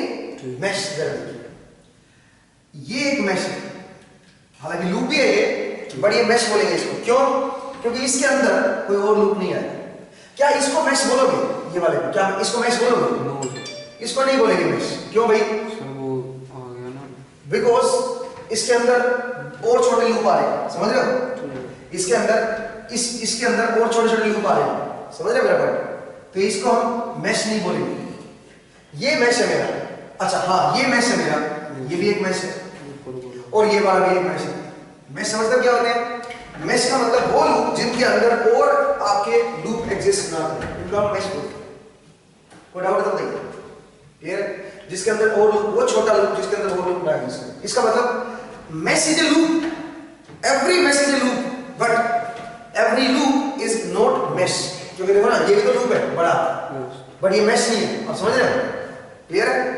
तो क्या जैसे वो नोड और जंक्शन में था वैसा ही कुछ है यहाँ, मैश और लूप। ठीक है, तो केवीएल लगेगा इसमें। लूप में केवीएल क्या कहता है? क्लोज लूप में टोटल वोल्टेज क्या होना चाहिए? 0। तो इसका मतलब मैश भी तो एक लूप ही होता है, तो उसमें भी क्लोज लूप की वोल्टेज क्या होनी चाहिए? 0। ठीक है, चलिए जरा देखते हैं कैसे। अब मैश एनालिसिस कैसे लगाते हैं वो जरा देखते हैं, और मैश करंट कैसे निकालते हैं। ठीक है, मैश करंट अपने निकालने होते हैं, तो वो जरा देखते हैं क्या। ठीक है, तो चलिए मैं क्वेश्चन समझाता हूँ आपको। तो मैंने बताया पहले मैश और लूप क्या होते हैं। अब एक दो क्वेश्चन लेते हैं और उनसे अप्लाई करके देखते हैं मैश कैसे अप्लाई होता है, वो जरा देखते हैं। मैं आपको एक और चीज बता दूं, जनरली मैश नहीं लगाना। ठीक है, नोडल अगर आपको, आप नोडल में परफेक्ट हो, आप नोडल को लगाइए, नोडल को अप्लाई कीजिए, उसको परफेक्ट बनाइए, उसमें परफेक्शन चाहिए। ठीक है, क्योंकि नोडल जनरली ज्यादातर जगह मिलता है, मैश बहुत कम जगह पे हम यूज करेंगे। ठीक है, अनटिल अनलेस हमें कुछ मैश करंट ना बता रहा हूं, ठीक है, तब हम उस जगह पे यूज करेंगे। ठीक है, जरा देखिए कैसे, क्योंकि मैश जो भी मैश वाले क्वेश्चन है वो नोडल से जनरली आप कर लेते हैं, कुछ कुछ क्वेश्चंस को छोड़ के। एक दो जगह पे दिक्कत आती है, अदरवाइज दिक्कत नहीं है। एक दो केसेस में दिक्कत आती है, वो हम देखेंगे कि कौन से केस होते हैं वो। ठीक है, अदरवाइज आपको दिक्कत नहीं है। ठीक है, चलिए जरा देखते हैं।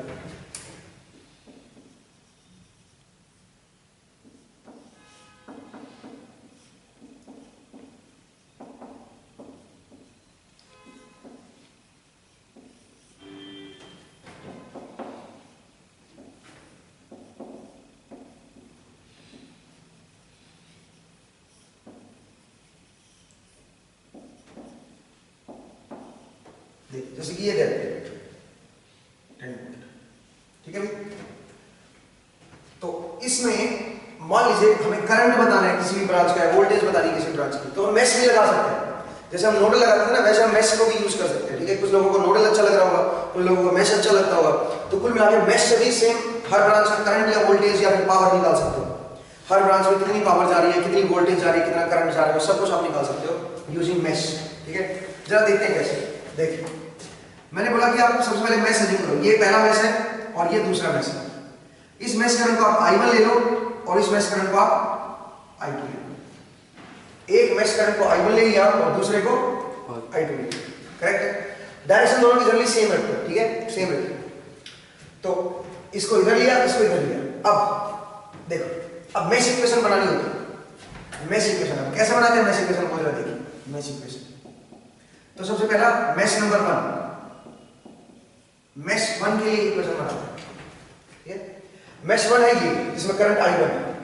तो जब भी आप मैश 1 के लिए इक्वेशन लिख रहे हो तो I1 करंट को आप हाईएस्ट मान लें। जैसे वहां पे आप क्या करते थे, नोड लिखते थे तो नोड नंबर 1 पे जो वोल्टेज लगती थी उसको हाईएस्ट मानते थे। तो अब यहाँ पे क्या करेंगे, क्योंकि मैश नंबर 1 के लिए लिख रहे हैं तो इसका जो करंट है मैश करंट, मैश नंबर 1 का जो करंट है उसको आप क्या मानेंगे, हाईएस्ट। तो इसको आप हाईएस्ट मान लो, इसका I1 इज द हाईएस्ट। अब बताओ, इसमें I1 करंट है ऊपर की तरफ, इसमें भी I1 करंट है, तो इसका मतलब इसके ऊपर जो वोल्टेज आएगी वो क्या आएगी, प्लस इधर माइनस इधर, क्योंकि इधर से एंटर कर रहा है इधर लीव कर रहा है। कितना आएगा, 2I1। वोल्टेज यही तो आएगी 2I1। क्यों भाई, क्योंकि करंट है इसमें I1, रेजिस्टेंस है 2, तो 2I1 इसके अक्रॉस वोल्टेज है। अब इसमें जरा देखिए, इसमें दो करंट है, एक करंट है I1 और एक करंट है I2। I1 नीचे की तरफ है और I2 ऊपर की तरफ है। I1 नीचे की तरफ है और I2 ऊपर की तरफ है। तो हाईएस्ट कौन सा है, I1 हाईएस्ट। पहले लिखा है मैश नंबर 1 के लिए लिख रहे हैं तो I1 हाईएस्ट है। तो इसका मतलब इस ब्रांच में दो करंट है, एक है I1 नीचे और एक है I2 ऊपर। तो जो रिजल्टेंट करंट आएगा वो कितना आएगा, I1 हाईएस्ट है तो रिजल्टेंट करंट कितना आएगा, दो करंट है, एक नीचे एक ऊपर, I1 माइनस I2 आएगा, बिकॉज़ इसमें हाईएस्ट करंट I1 नीचे की तरफ है और I2 ऊपर की तरफ है। इसका तो जो रिजल्टेंट आएगा वो नीचे की तरफ ही आएगा और कितना आएगा, वो आएगा I1 माइनस I2। समझा, नीचे की तरफ। तो इसका मतलब इसके अक्रॉस वोल्टेज है क्या है, ऊपर प्लस नीचे माइनस। क्यों, क्योंकि रिजल्टेंट करंट नीचे जा रहा है, तो जिधर से एंटर करेगा उधर प्लस, जिधर से लीव करेगा उधर माइनस। इस पोलैरिटी का आएगा। वोल्टेज क्या है इसके अक्रॉस बताओ, 2 into I1 minus I2, 2 into I1 minus I2। अगर मैं KVL लिखूं, अब पूरे लूप में चलूं तो टोटल वोल्टेज क्या होना चाहिए, 0। तो लिखो जरा, यहां से चलना शुरू करो, यहां से चलना शुरू करो, 10 देखो जरा बोर्ड पे, 10 माइनस प्लस है तो प्लस आएगा, 10 minus 2I1 minus 2I1, 10 minus 2I1 minus 2 into, बताओ माइनस 2 इंटू क्या आएगा, मतलब माइनस क्यों लिखा, क्योंकि प्लस से माइनस जा रहा है तो माइनस आएगा। माइनस 2 इंटू, इसमें करंट कितना है बताओ, I1 माइनस I2, दो करंट है ना, कॉमन ब्रांच है, यहाँ पे आएगा I1 माइनस I2, ठीक है। Next plus 5 equal to 0। ये बताओ, ये मेरी मैश इक्वेशन बनी, मैश नंबर 1 की। अब ध्यान से देखो, थोड़ा ब्रॉड सेंस में देखो, ये तो हमने केवीएल लिखा है लूप पर, तो इसका मतलब मैश कुछ नहीं होता, मैश इक्वेशन का मतलब केवीएल से ही होता है। ये केवीएल का ही दूसरा रूप है। मैश जो होता है, मैश एनालिसिस, वो केवीएल का ही दूसरा रूप होता है, क्योंकि हमने अल्टीमेटली केवीएल की लिखी है ना टोटल। जबकि वहां पे हम क्या लिखते थे बताओ, नोडल में हम क्या करते थे, हर ब्रांच के करंट को हम क्या करते थे, टोटल 0 करते थे। इसका मतलब वो क्या था, केसीएल। इसका मतलब जो नोडल है वो केसीएल का दूसरा रूप है और जो केवीएल है वो मैश का डिफरेंट फॉर्म है, मैश की डिफरेंट फॉर्म है। आई होप आपको समझ आया। आगे बढ़ सकते हैं। तो मैंने बताया कि ये आपका बनेगा, ठीक है, ये मैश नंबर 1 के लिए बना। अब आइए मैश नंबर 2, मैश नंबर 2 के लिए देखिए। मैश नंबर 2 ये बात, इसके लिए देखिए, तो किसको हाईएस्ट माने आप बताओ, I2 को आप हाईएस्ट माने। इसमें I1 हाईएस्ट था, I1 हाईएस्ट था, अब इसमें I2 को हाईएस्ट मानिए, ठीक है, I2 हाईएस्ट है। अब अगर मेरा I2 हाईएस्ट है तो इस ब्रांच में करंट किधर आएगा, इस ब्रांच में करंट किधर आएगा, इस ब्रांच में I2 ऊपर है और I1 नीचे है, हाईएस्ट कौन सा है, I2, तो रिजल्टेंट भी ऊपर की तरफ आएगा, कितना ऊपर की तरफ आएगा बता जरा, I2 माइनस I2 ऊपर की तरफ। तो पोलैरिटी क्या है, इधर प्लस और इधर माइनस, पोलैरिटी बदल जाएगी मैश नंबर 2 के लिए, क्योंकि अब I2 हाईएस्ट मान है, ठीक है। तो I2 माइनस I1 ऊपर की तरफ आएगा रिजल्टेंट, तो नीचे प्लस आएगा ऊपर माइनस आएगा, ठीक है। इसमें देखो इधर प्लस इधर माइनस, इधर प्लस इधर माइनस, समझ आया, इस तरह का बनेगा, इधर प्लस इधर माइनस, इसमें इधर प्लस इधर माइनस, ठीक है। अब जब देखिए केवीएल लिखते हैं, अब केवीएल लिखते हैं, ठीक है। तो बताइए -5 यहां से चलिए -2 इंटू बताओ क्या आएगा, I2 माइनस I1, क्योंकि नेट करंट इसमें I2 माइनस I1 है। -5 -2 into I2 minus -6 I2 and -4i2 equal to 0। ठीक है भाई। तो हमारे पास दो इक्वेशन बन गई है, सीधी सीधी दो इक्वेशन बन गई है। ठीक है, जरा देखिए यहाँ पे i1 का क्वेश्चन कितना आएगा, पहली वाली इक्वेशन से i1 का क्वेश्चन आएगा -4, i1 का क्वेश्चन है -4 और i2 का क्वेश्चन कितना है बता जरा, i2 का क्वेश्चन है 2, i2 का क्वेश्चन है 2 और बराबर किधर क्या आएगा बता जरा, बराबर किधर आएगा -15। ठीक है, पहला i1 का क्वेश्चन है -4, i2 का क्वेश्चन है 2 बराबर किधर -15। नेक्स्ट दूसरा बताइए, i1 का क्वेश्चन कितना है, i1 का क्वेश्चन है 2। ठीक है, i2 का क्वेश्चन बताइए कितना आएगा, i2 का क्वेश्चन इधर से -2 इधर से -6 -4 तो -12 आ गया और बराबर किधर क्या आएगा 5। ठीक है जी, ये बन गया। तो मेरे पास दो इक्वेशन ये बन गई, पहली इक्वेशन है ये और दूसरी इक्वेशन है ये मेरी दूसरी इक्वेशन, एक मेरी पहली इक्वेशन है ये और एक मेरी दूसरी इक्वेशन है ये।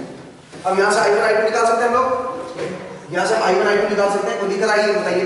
ठीक है, अब सुनिए, अगर मैंने पूछा होता इस ब्रांच का करंट बताओ क्या आएगा i, तो जो ब्रांच कॉमन नहीं होती, ध्यान से सुनिएगा, जो ब्रांच कॉमन नहीं होती उस ब्रांच में उस ब्रांच में जो करंट होता है ब्रांच करंट और जो मेश करंट होता है वो सेम ही होता है। ठीक है, ये ब्रांच किसी में कॉमन नहीं है, किसी दूसरे मेश में कॉमन नहीं है, किसी दूसरे मेश के साथ नहीं जुड़ी हुई है, इसका मतलब इसका जो ब्रांच करंट आएगा और जो इसमें जो मेश करंट है वो दोनों क्या आएंगे सेम। ठीक है, समझा? सिमिलरली इसका करंट पूछा, इस ब्रांच का करंट पूछा होता i, तो बताओ क्या बताते आप, सेम i1 के बराबर। ठीक। लेकिन अगर इस ब्रांच में करंट पूछा होता और रिजल्टेंट नीचे की तरफ पूछा होता i, तो फिर क्या होता? अब इस ब्रांच में दो करंट है लेकिन हमें तो नीचे की तरफ i बताना है, कैसे बताएंगे? अब इस ब्रांच में तो दो करंट है, कॉमन ब्रांच है, कितना है, एक i1 है और एक i2 है। i1 नीचे की तरफ है और i2 ऊपर की तरफ है, लेकिन मैंने कौन सा करंट पूछा है, नीचे की तरफ करंट पूछा है, तो नीचे की तरफ कौन सा करंट होगा, i1 माइनस i2। रिजल्टेंट पूछा ना नीचे की तरफ, रिजल्टेंट पूछा नीचे की तरफ, तो क्या होगा i1 माइनस i2। समझ रहे हो? ठीक है, तो ये ध्यान रखिएगा कि किस तरह से हम हर ब्रांच का करंट निकालेंगे। तो आप ये पॉइंट लिख लीजिए, the branch which is not common in the meshes, the branch which is not common in the meshes, meshes में अगर मान लीजिए ब्रांच में कॉमन ही है, then in that branch mesh current is equal to the branch current, mesh current is equal to the branch current. ठीक है, वो ब्रांच जो मेसेज में कॉमन नहीं है, the branch which is not common in the meshes, meshes में common नहीं है, उसमें क्या होगा, the branch current will be same as the mesh current. Branch current जो होगा वो सेम होगा मेश करंट के। ठीक है, जो भी ब्रांच करंट है, डायरेक्शन देख लेना, अकॉर्डिंग टू डायरेक्शन, वो आप देख लेना, प्लस होगा कि माइनस होगा। ठीक है, वो आप देख लेना, समझ आया मेरा पॉइंट। अब सुनो, अगर मेरे को ये मेश करंट पूछा होता i1 i2, क्या मैं नोडल से बता सकता था ये मेश करंट? नोडल लगा के मेश करंट पूछा है और क्या मैं, मुझे मेश मतलब अप्लाई करना नहीं आता, मान लीजिए मुझे मेश नहीं आता, क्या मैं नोडल से कर सकता? कैसे कर सकता हूं सर? नोडल लगाना होता तो कैसे लगाता? अगर i1 i2 बताना होता बट मुझे मेश नहीं लगाना आता, मुझे नोडल आता, नोडल से कैसे करता? देखो आप एक काम करो, इसको 0 मान लो और इसको v1 मान लो और ये करंट निकाल लो इधर, इधर इस ब्रांच का करंट आ ही जाएगा और जो इस ब्रांच का करंट आएगा तो वही ये मेश करंट है, अभी तो बताया, क्योंकि ये ब्रांच कॉमन तो है नहीं। ठीक है सर। अगर कॉमन नहीं है तो जो मेश करंट होगा वही, जो ब्रांच करंट होगा वही क्या होगा, मेश करंट। सिमिलरली आप इधर का करंट निकाल दो, इधर से इधर का नोडल लगा के आप बोलोगे सर इधर का निकाल सकते हैं, उसके आगे माइनस लगा दो यार, इधर का करंट नहीं आ जाएगा। ठीक है, इधर का करंट निकाल दो यूजिंग नोडल, और जो इधर का करंट आएगा इस ब्रांच में वही क्या होगा, मेश करंट। क्यों? क्योंकि ये ब्रांच कॉमन नहीं है, किसी दूसरे मेश में कॉमन नहीं है, और ब्रांच अगर कॉमन नहीं है तो जो ब्रांच करंट होगा वही क्या होगा, मेश करंट। समझा? तो आप नोडल भी लगा सकते हो मेश करंट निकालने के लिए। समझा मेरा पॉइंट? ठीक है, क्योंकि आपकी ब्रांचेस कॉमन नहीं है, बट कई केसेस में नहीं लगेगा, वो मैं बताऊंगा आपको। ठीक है, कौन सी केस है वो मैं बताऊंगा आपको, but the thing is generally लग जाएगा, मैक्सिमम क्वेश्चन में लगेगा।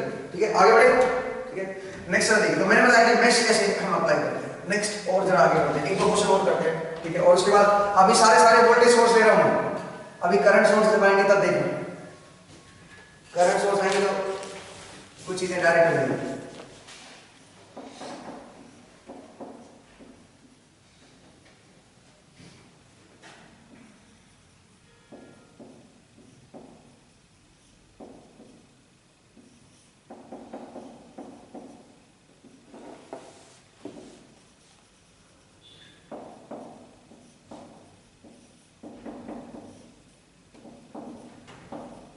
लिखिए जरा मैश इक्वेशन लिखिए। ये I1 करंट है मान लीजिए और ये I2 करंट है। आप मैश इक्वेशन बनाइए I1 I2 की,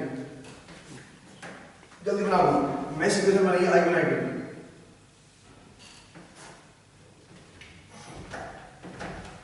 जल्दी करो। देखिए भाई, देखिए देखिएगा कैसे करें। सुनिए स्टार्ट करते हैं। तो पहले मैश नंबर 1 के लिए देखिए, हाईएस्ट किसको मानेंगे? I1। तो इसका मतलब इस ब्रांच में I1 करंट आएगा इधर से इधर, लेकिन इसमें कितना आएगा, कितना करंट आएगा? I1 को हाईएस्ट माना है, इसमें कितना करंट आएगा? I1 माइनस I2 और नीचे की तरफ, क्योंकि I1 हाईएस्ट है। ठीक है, तो अब जरा केवी लिखते हैं। इधर प्लस आएगा इधर माइनस आएगा, क्यों भाई? इधर प्लस इधर माइनस, क्यों? तो करंट ऊपर से नीचे जा रहा है ना, मतलब जहां पे एंटर करेगा उधर प्लस, जहां से लीव करेगा उधर माइनस। यहां जाएगा 2I1 और ये भी आएगा 2I1। ठीक है, अब जरा देखिए केवी लिखते हैं। तो बनेगा 5 minus 2I1 minus 2I1 minus 4 into, बताइए माइनस 4 इंटू, बताओ I1 minus I2 plus 6 I1 minus I2 plus 6 equal to 0। 5 minus 2I1 minus 2I2 minus 4 क्यों? क्योंकि करंट नेट इसमें रिजल्टेंट नीचे की तरफ है, तो ऊपर प्लस आएगा नीचे माइनस आएगा। Minus 4 into I1 minus I2 plus 6 equal to 0। ठीक है। Mash number 1। मैश नंबर 2 के लिए किसको हाईएस्ट मानेंगे? I2 को हाईएस्ट मानेंगे। तो जरा देखिए, तो इसमें करंट कितना आएगा? 4 ओम में ऊपर की तरफ आएगा, रिजल्टेंट करंट कितना आएगा? ऊपर की तरफ। तो इधर प्लस आएगा और इधर माइनस आएगा, समझ रहे हो? ठीक है। रिजल्टेंट करंट और आएगा कितना resultant current? I2 minus I1 ऊपर की तरफ I2 माइनस I1। तो जरा देखिए केवीएल लगाते हैं, लूप में केवीएल लगाते हैं। अच्छा इसमें कितना आएगा? इधर प्लस इधर माइनस, कितना आएगा? 3I2। इसमें इधर प्लस इधर माइनस, कितना आएगा? 2I2। समझा? तो केवीएल लगाते हैं, देखिए minus 6 minus 4I2 minus 4I2 I2 minus I2 minus 4I2 minus I1 minus 3I2 minus 2I2 minus 5 equal to 0। समझ आया? देखो minus 6 minus 4 into I2 minus I1 minus 3I2 minus 2I2 minus 5 equal to 0। ठीक है जी, कोई दिक्कत है, कोई परेशानी है आप पूछिए। ठीक है, आगे बढ़ सकते हैं। चलिए, तो यहां से जरा देखा I1 I2 की वैल्यू आ जाएगी, निकालोगे तो ये मैश करंट आ गया, ये मैश करंट यहां से भी आ जाएगा। ठीक, अगर मैंने पूछा होता फाइंड दिस I, ये I, तो क्या करते हैं मतलब इस I की वैल्यू क्या होती है? मैश करंट जो है वो ही है। मैश करंट तो ऊपर की तरफ है, स्मॉल I1 माइनस में लिखते तो माइनस ऑफ I1 लिखेंगे, माइनस ऑफ I1 लिखेंगे। समझ आया? क्लियर है? तो जो मैश करंट होगा वही ब्रांच करंट होगा इसमें, क्योंकि ये ब्रांच कॉमन नहीं है। हो गया, कोई दिक्कत नहीं? चलिए, तो ये मैंने बताया कि किस तरह से मैश एनालिसिस लगाते हैं। तो ये आप आगे कर लोगे मेरे ख्याल से। इक्वेशंस आपको सॉल्व करनी आनी चाहिए भी, मैं आपको मान के चल रहा हूँ, अज्यूम करके चल रहा हूँ कि आपको इक्वेशंस आती हैं। ठीक है, इनकेस अगर नहीं आती तो आप मैथ ट्यूशन लगाइएगा। चलिए आगे बढ़ते हैं, रब कर दूं नेक्स्ट जरा देखिए।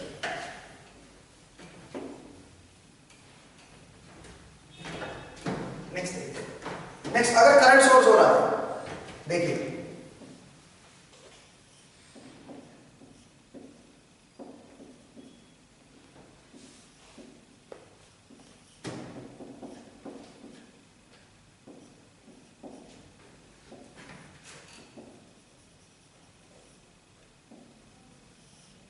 मैं थोड़ा सिंपल ले रहा हूं पहले।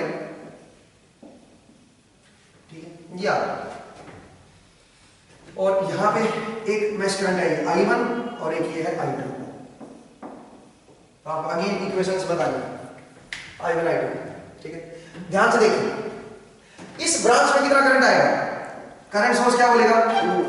करंट सोर्स बोलेगा मेरी वैल्यू 2 है, 2 दूंगा 2 ही दूंगा विदाउट एनी करप्शन। इसका मतलब I1 की वैल्यू क्या हो जाएगी? सीधा इधर 2, क्योंकि ये ब्रांच कॉमन तो है नहीं, कॉमन नहीं है, तो इसका मतलब जो इसका मैश करंट होगा वही क्या होगा? Branch current. और ऊपर की तरफ भी है मैश करंट की, और I की ऊपर की तरफ है जो करंट सोर्स है वो भी, तो इसका I1 की वैल्यू तो सीधा सीधा आ गई कितनी? I1 सीधा। तो करंट सोर्स जब भी ऐसा आ जाता है तो इतना आसान हो जाता है क्वेश्चन। ठीक है, नेक्स्ट है ना, देखिए नेक्स्ट। अब यहां इसमें अब इसको हाईएस्ट मानना है, मैश नंबर 1 हो गया पूरा, मैश नंबर 2। अब इसमें हाईएस्ट I2 को मानना है, और इस ब्रांच में करंट कितना आएगा फिर अगर I2 हाईएस्ट है? I2 इसमें I2 ऊपर है और I2 नीचे है, तो रिजल्टेंट किधर कौन सा हाईएस्ट I2 हाईएस्ट है तो I ऊपर की तरफ आएगा और कितना आएगा I2 माइनस I2 ऊपर की तरफ तो पोलैरिटी ये आएगी ठीक है केवीएल लिखो और इसमें इधर ये पोलैरिटी इसमें ये पोलैरिटी केवीएल लिखें बताओ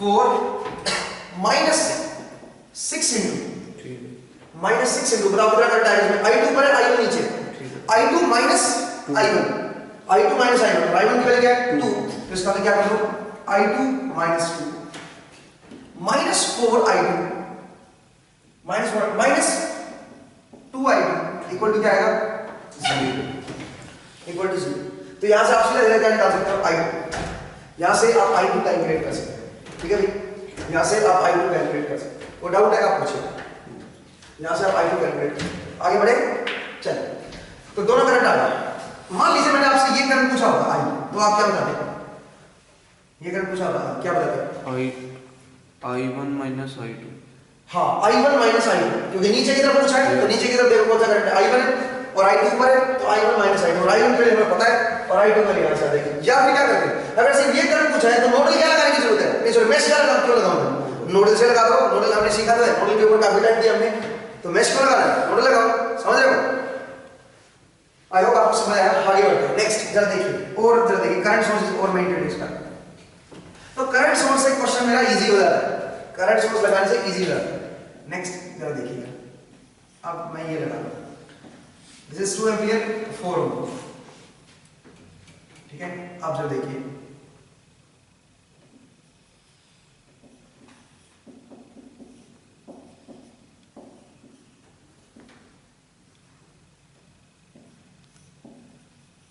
थोड़ा सिंपल लेके जा रहा हूं ठीक है हाँ जी और आपको बताना है this mesh current I1 and this mesh current I2 आपको मैश करंट नोडल से भी बता सकते हो आप ये मैश करंट नोडल से कैसे बताओगे ब्रांच करंट निकाल दो ये वाली ब्रांचेस वही मैश करंट हो जाएगा बट द थिंग इज आपको मैश सीखना है मैश एनालिसिस सीखना है तो आप मैश से ही करें बताइए मैश करंट कैसे निकालें देखें देखें भाई चलिए देखो इधर करंट I1 है इसमें भी करंट I1 है इसमें कितना करंट है इसमें तो 2 है तो I1 माइनस I2 कैसे लिखूं मैं इसको नहीं ये तो प्रॉब्लम है इसमें केवीएल कैसे लगाऊं यार इसके अक्रॉस वोल्टेज भी तो चाहिए केवीएल लगाने के लिए इसके अक्रॉस वोल्टेज नहीं पता चलेगी चलो मान लीजिए इसमें 2 करंट है फिक्स है इसमें करंट तो आप इसमें मेश लगाने की जरूरत नहीं इसमें तो आप सीधा सीधा ऐसे लिखो केवीएल लिखोगे क्या लिखोगे 6 माइनस 2 I1 और इसके अक्रॉस वोल्टेज ही आएगी ऑलवेज क्यों क्योंकि 2 करंट आएगा इसमें ऑलवेज कितना आएगा बताना 8 माइनस 8 अब इसके अक्रॉस वोल्टेज पता है क्या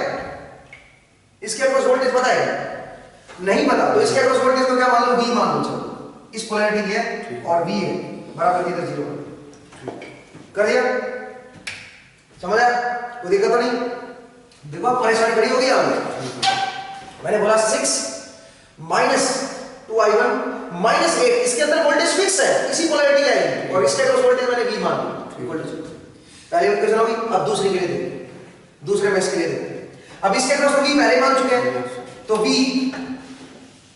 और ये क्या बनेगा +8 V + 8 minus 6 I2 equal to 0 नहीं अब एक प्रॉब्लम आ गई है V खाते ये फालतू का आ गया मेरा V तो V को कैसे एलिमिनेट करें जरा देखो इन दोनों को छोड़ दो दोनों को जोड़ कर देखो क्या है ये V + 8 और यहां पे -V - 8 कट जाएगा क्या बनेगा बता जरा 6 minus 2 I1 minus 6 I2 equal to 0 क्या करें नहीं बन जाएगा 6 minus 2 I1 minus 6 I2 equal to 0 बन जाएगा एक इक्वेशन तो यहां से बन गई एक इक्वेशन तो यहां से बन गई नहीं और एक इक्वेशन क्या बनेगी जब देखिए एक और बनेगी इस ब्रांच में नीचे की तरफ है करंट 2 इस ब्रांच में नेट करंट नीचे की तरफ है कितना है 2 लेकिन अगर मैश करंट से सोचो तो मैश करंट में एक I1 नीचे है और I2 क्या है ऊपर और ये दोनों का रिजल्टेंट क्या आना चाहिए 2 पहले गिवन है नीचे की तरफ इसका मतलब एक इक्वेशन बन गई क्या I1 minus I2 must equal to क्या होना चाहिए 2 क्योंकि I1 नीचे है और I2 ऊपर है तो I1 minus I2 must equal to 2 समझ रहे हो एक इक्वेशन यहां से आएगी एक इक्वेशन यहां से आएगी सो हो जाएगा लेवल समझ आया अब सुनिए ये इक्वेशन बनाने के लिए आपने लंबा एफर्ट किया क्या एफर्ट किया भाई इसके अक्रॉस वोल्टेज को माना इसके अक्रॉस V मानी नहीं इस तरह के हम डायरेक्ट नहीं कर सकते थे इक्वेशन डायरेक्ट कर सकते हैं डायरेक्ट कैसे जरा देखिए अगर आप यहां से चलो और यहाँ पे नीचे ना हो, आगे चले जाओ, ऐसे लूप बना। ठीक है। तो क्या बनेगी जरा चेक करके देखें। देखिए 6 माइनस 2i1 माइनस 6i2 बराबर किधर क्या है? आया कि नहीं आया?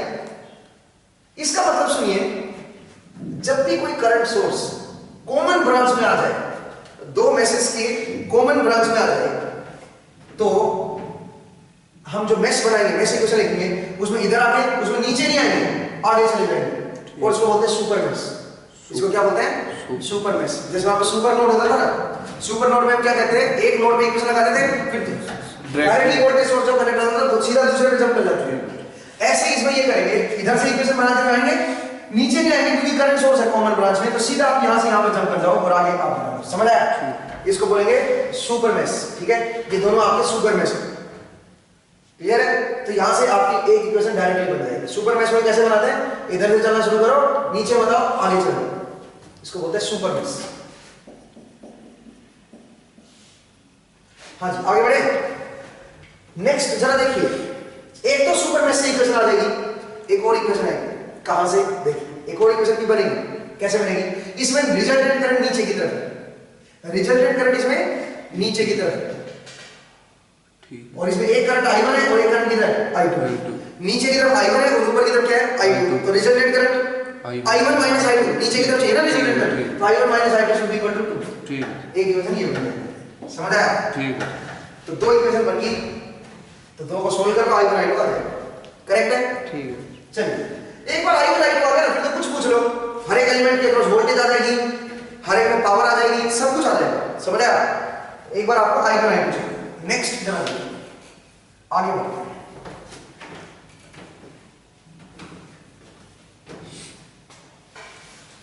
नेक्स्ट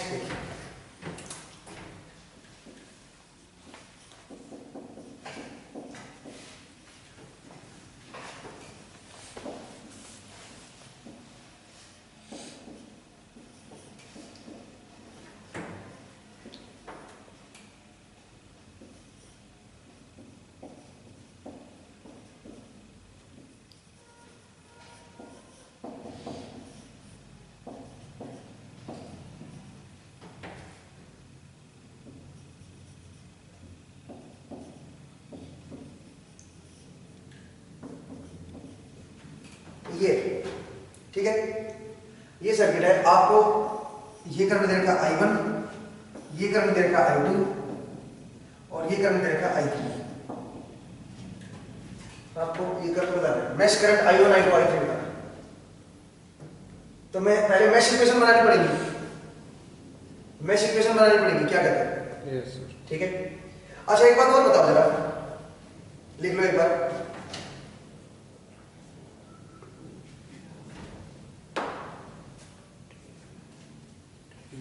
तो आपको यहां पे मैश इक्वेशन बनानी पड़ेगी, ठीक है। लेकिन जरा देखिए, ये कॉमन ब्रांच है और कॉमन ब्रांच में क्या आ गया? करंट सोर्स आ गया। तो इसका मतलब ये मैश और ये मैश क्या है आपस में? Super mesh. और इसकी कॉमन ब्रांच में फिर से करंट आ गया, इस मैश और इस मैश की। तो इसका मतलब ये इसके साथ क्या है? Super mash.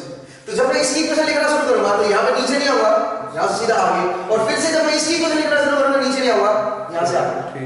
बड़ा मैश बन गया, इसलिए इसको सुपर मैश बोलते हैं। समझ आया? तो चलिए चलिए जरा लगाते हैं, बताइए क्या इक्वेशन क्या बनेगी? करेक्ट, इक्वेशन बनाते हैं, बताओ क्या बनेगा? 10 माइनस 10 i1, क्यों माइनस? नीचे प्लस ऊपर माइनस, करंट इधर से एंटर कर रहा है, इधर लीव कर, ठीक है। तो माइनस 10 i1। नेक्स्ट आप बोलिए, यहां पे क्या है? माइनस 3 i1, माइनस 3 i1, ठीक है। अब यहां से नीचे बढ़ाइए, इधर आइए सीधा, क्या आएगा बताओ? माइनस 4 i2, नहीं इधर प्लस इधर माइनस, माइनस 4 i2। अब यहाँ पे ये बताइए क्या आएगा? माइनस, और ये कितना आएगा? 2i3, माइनस 2i3, और ये क्या बनेगा? Plus 8 equal to 0। समझ आया? पहली इक्वेशन क्या बनेगी? ठीक है, minus 10 i1, minus 3 i1, minus 4 i2। यहां से नीचे नहीं आना, सीधा आना, फिर नीचे नहीं आना, सीधा आना, बिकॉज बीच में करंट सोर्स है। करंट सोर्स का क्रॉस वोल्टेज नहीं पता हमें, प्रॉब्लम ये है। समझ रहे हो मेरा पॉइंट? हो गया पहली इक्वेशन। 3 वेरिएबल है, 3 इक्वेशन चाहिए, अभी तो एक ही बनी है। अब यहाँ पे देखो इस ब्रांच में रिजल्टेंट करंट किधर है, नीचे की तरफ, और किधर है 2। अब इसमें दो करंट है, एक I1 है नीचे और एक I2 है ऊपर, तो रिजल्टेंट नीचे की तरफ कितना आएगा I1 माइनस I2, तो I1 minus I2 must equal to क्या होना चाहिए 2। I1 minus I2 must equal to, एक इक्वेशन ये बनी I1 minus I2 must equal to 2। Next इस पे आइए, इसमें भी दो करंट है, कौन सा, एक I3 ऊपर है और I2 नीचे है, I3 ऊपर है I2 नीचे है, इसका मतलब क्या बनेगा रिजल्टेंट 4 होना चाहिए I2 minus I3 I3 minus I2, I3 ऊपर है ना, ठीक है सर, I3 ऊपर है और I2 नीचे है, तो I3 माइनस I2, ठीक है sir, I3 minus I2 must equal to क्या आना चाहिए 4। 4 एम्पियर, नॉट ऑल 4 एम्पियर, समझ आ गई। तो तीन अननोन है, तीन इक्वेशन आ गई, मेरे ख्याल से अब सोल्व हो जाएगा। अब ये सोल्व करना आप कर लेना भाई, ठीक है, ये मैं नहीं करवाऊंगा, I1 I2 I3 आता है, कोई दिक्कत नहीं, आगे बढ़ सकते हैं। नेक्स्ट जरा देखिए, मैं रब कर रहा हूं, ठीक है, एक और जरा देखिए, और उसके बाद डिपेंडेंट सोर्सेज को इंट्रोड्यूस करेंगे, उसके बाद डिपेंडेंट सोर्सेज को इंट्रोड्यूस करेंगे। देखिए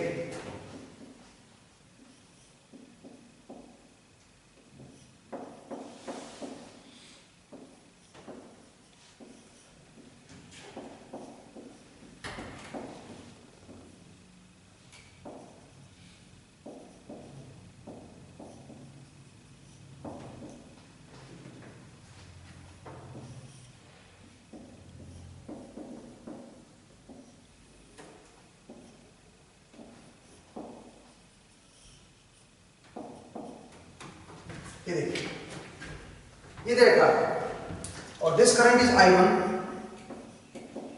this current is I2 and this current is I3। आपको I1 I2 I3 निकालना है। अब ये डायरेक्ट हो जाएगा, देखो कैसे, अब इसको डायरेक्टली आप कर सकते हैं। और भाई जो लोग ये वीडियोस देखते हैं, ये इनसे रिक्वेस्ट है कि आप प्रॉपर नोट्स बनाइए, ठीक है, बिकॉज आप नोट्स बनाएंगे तो आपको बहुत हेल्प मिलेगी इसकी। प्रॉपर नोट्स बनाने, लिखना है साथ साथ, और साथ हर एक क्वेश्चन को पहले सोल्व करो, वीडियो को रोक दो और पहले इसको सोल्व करके देखो, और उसके बाद सॉल्यूशन देखिए जो मैं डिस्कस कर रहा हूँ, ठीक है। चलिए हो गया, देखिए देखो I1 तो डायरेक्टली पता चल जाएगा, कितना 3 सीधा सीधा भाई, ये मैश का करंट है और ये ब्रांच करंट है, कॉमन भी नहीं है किसी में, तो I1 is 3। Next I2 directly पता चल जाएगा, कैसे 2। रिजल्टेंट करंट जरा देखो 2 कैसे, नहीं ठीक है, इस ब्रांच में नीचे की तरफ रिजल्टेंट है, और नीचे की तरफ कितना करंट आएगा I1 माइनस I2, I1 नीचे है और I2 ऊपर है, तो रिजल्टेंट नीचे की तरफ आएगा कितना I1 minus I2 must be equal to क्या होना चाहिए 2, नीचे की तरफ है ना 2, तो नीचे की तरफ I1 है, ऊपर की तरफ I2 है, तो रिजल्टेंट I1 माइनस I2 नीचे की तरफ आएगा व्हिच इज 2, और I1 हमें पहले ही बताया कितना है 3, तो 3 minus I2 is equal to 2, तो I2 की वैल्यू क्या आई 1, I2 is 1, समझ आया, I2 की वैल्यू आ गई मेरे पास। अब नेक्स्ट यहाँ पे देखिए, अब यहाँ पे देखिए, यहाँ पे ऊपर की तरफ करंट है 5, लेकिन ऊपर एक I3 है, ऊपर की तरफ I3 है और I2 किधर है नीचे की तरफ, तो रिजल्टेंट ऊपर की तरफ कितना आएगा I3 minus I2, I3 minus I2 आएगा ऊपर की तरफ, आप समझ रहे हो, और वो कितना है वो 5 आएगा, क्योंकि ऊपर की तरफ नीचे है ना रिजल्टेंट अपने को, ठीक है सर, ठीक है, और अपने पास I2 आ चुका है, I2 कितना है 1, I2 वैल्यू आप पुट कर दो, I3 minus 1 equal to 5, I3 की वैल्यू कितनी आ गई 6, समझ आया, सिंपल क्वेश्चन। सुपर मैसेज, ये इसके साथ सुपर मैश है, ये इसके साथ सुपर मैश है, ठीक है, कोई दिक्कत नहीं, लेकिन हमें जरूरत ही नहीं पड़ी सुपर मैश की, हमें I1 I2 I3 पहले ही आ गए, मैश इक्वेशन बनाने की जरूरत ही नहीं पड़ी, समझ आया, आगे बढ़े। नेक्स्ट जरा देखिए मेरा कर सुपर मैश समझ आएगा आपको कैसे होता है, एक क्वेश्चन और हो जाए सुपर मैश में। चलिए डिपेंडेंट सोर्स भी ले लेते हैं, ठीक है, अब डिपेंडेंट सोर्स भी ले लेते हैं और फिर उन पे हम चेक करते हैं, ठीक है, उनके करते हैं, देखिए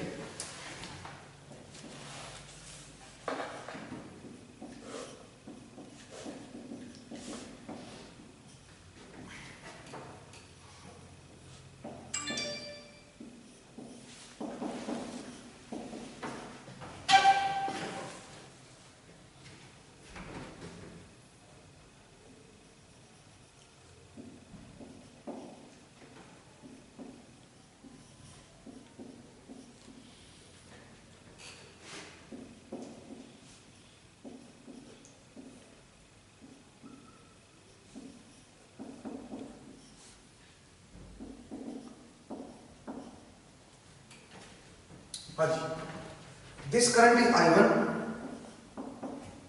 this current is I2, this current is I3। एक करंट है I1, एक करंट है I2, एक करंट है I3। ठीक है भाई, जरा सोचिए, देखें देखिए देखिए क्या कर रहे हैं, इधर से आते हैं, ये इसके साथ सुपर मैश है कि नहीं? यस। और ये इसके साथ सुपर मैश है कि नहीं? 5 है ना, यस। इसके साथ सुपर मैश। तो इसका मतलब जब इक्वेशन बनाएंगे तो कैसे बनाएंगे? यहां से चलेंगे, नीचे नहीं आएंगे, सीधा, अब नीचे नहीं आएंगे, सीधा। करंट डिपेंडेंट करंट जो उसको इंडिपेंडेंट की तरह मान के चलो ना एक बार, बाद में उसकी वैल्यू पुट कर देंगे जो भी जरूरत पड़ी तो नहीं। तो चलिए एक तरह देखिए, तो बनेगा 5 minus 2I1 minus 2I1 5 minus 2I1 minus 6I2। क्या कहते हैं? 5 minus 2I1 minus 6I1 minus 4I3 minus 10 equal to 0। पहली इक्वेशन तो ये है, 5 minus 2I1 minus 6I2 minus 4I3 minus 10 equal to 0। पहली इक्वेशन, ठीक है, होगी। नेक्स्ट, यहां ये सुपर मैश है, ये इसके साथ सुपर मैश है, ये इसके साथ सुपर मैश है, तो इसलिए हमें यहां से चला शुरू किया, नीचे नहीं आए आगे, नीचे नहीं आए आगे। ठीक है, अब यहां से देखिए, इस ब्रांच में रिजल्टेंट करंट 3 है ऊपर की तरफ, तो बता क्या बनेगा? 3 एम्पीयर है ऊपर की तरफ, तो क्या बनेगा? नीचे की तरफ I1 है, ऊपर की तरफ I2 है, तो I2 minus I1 नहीं आएगा, क्यों? ऊपर की तरफ देखना है ना, ऊपर की तरफ हाईएस्ट है, आया ऊपर की तरफ नहीं है, रिजल्टेंट ऊपर है, ऊपर वाला ज्यादा बड़ा होगा। I2 minus I1 equal to 3, ऊपर वाला बड़ा होगा तभी तो ऊपर आया है resultant. I2 minus I1 is next, यहां पे आएगा, यहां पे 5I1 ऊपर की तरफ है, तो क्या आएगा? I3 minus I2 should be equal to 5I1।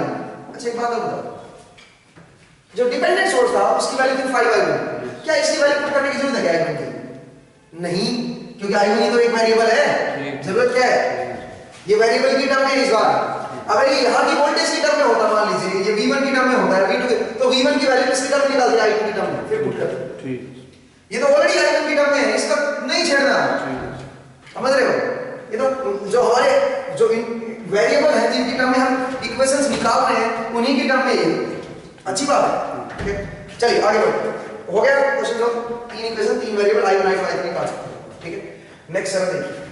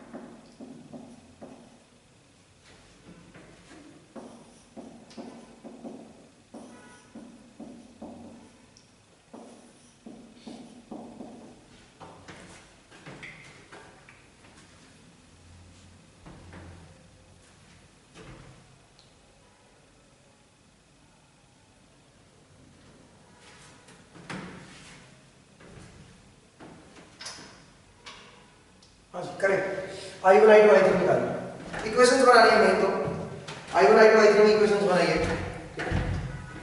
Solve करना बाद में सीखेंगे, सोल्व करना मतलब आना चाहिए, ऑब्वियसली सीखेंगे क्या, सोल्व करना आना चाहिए भाई, करो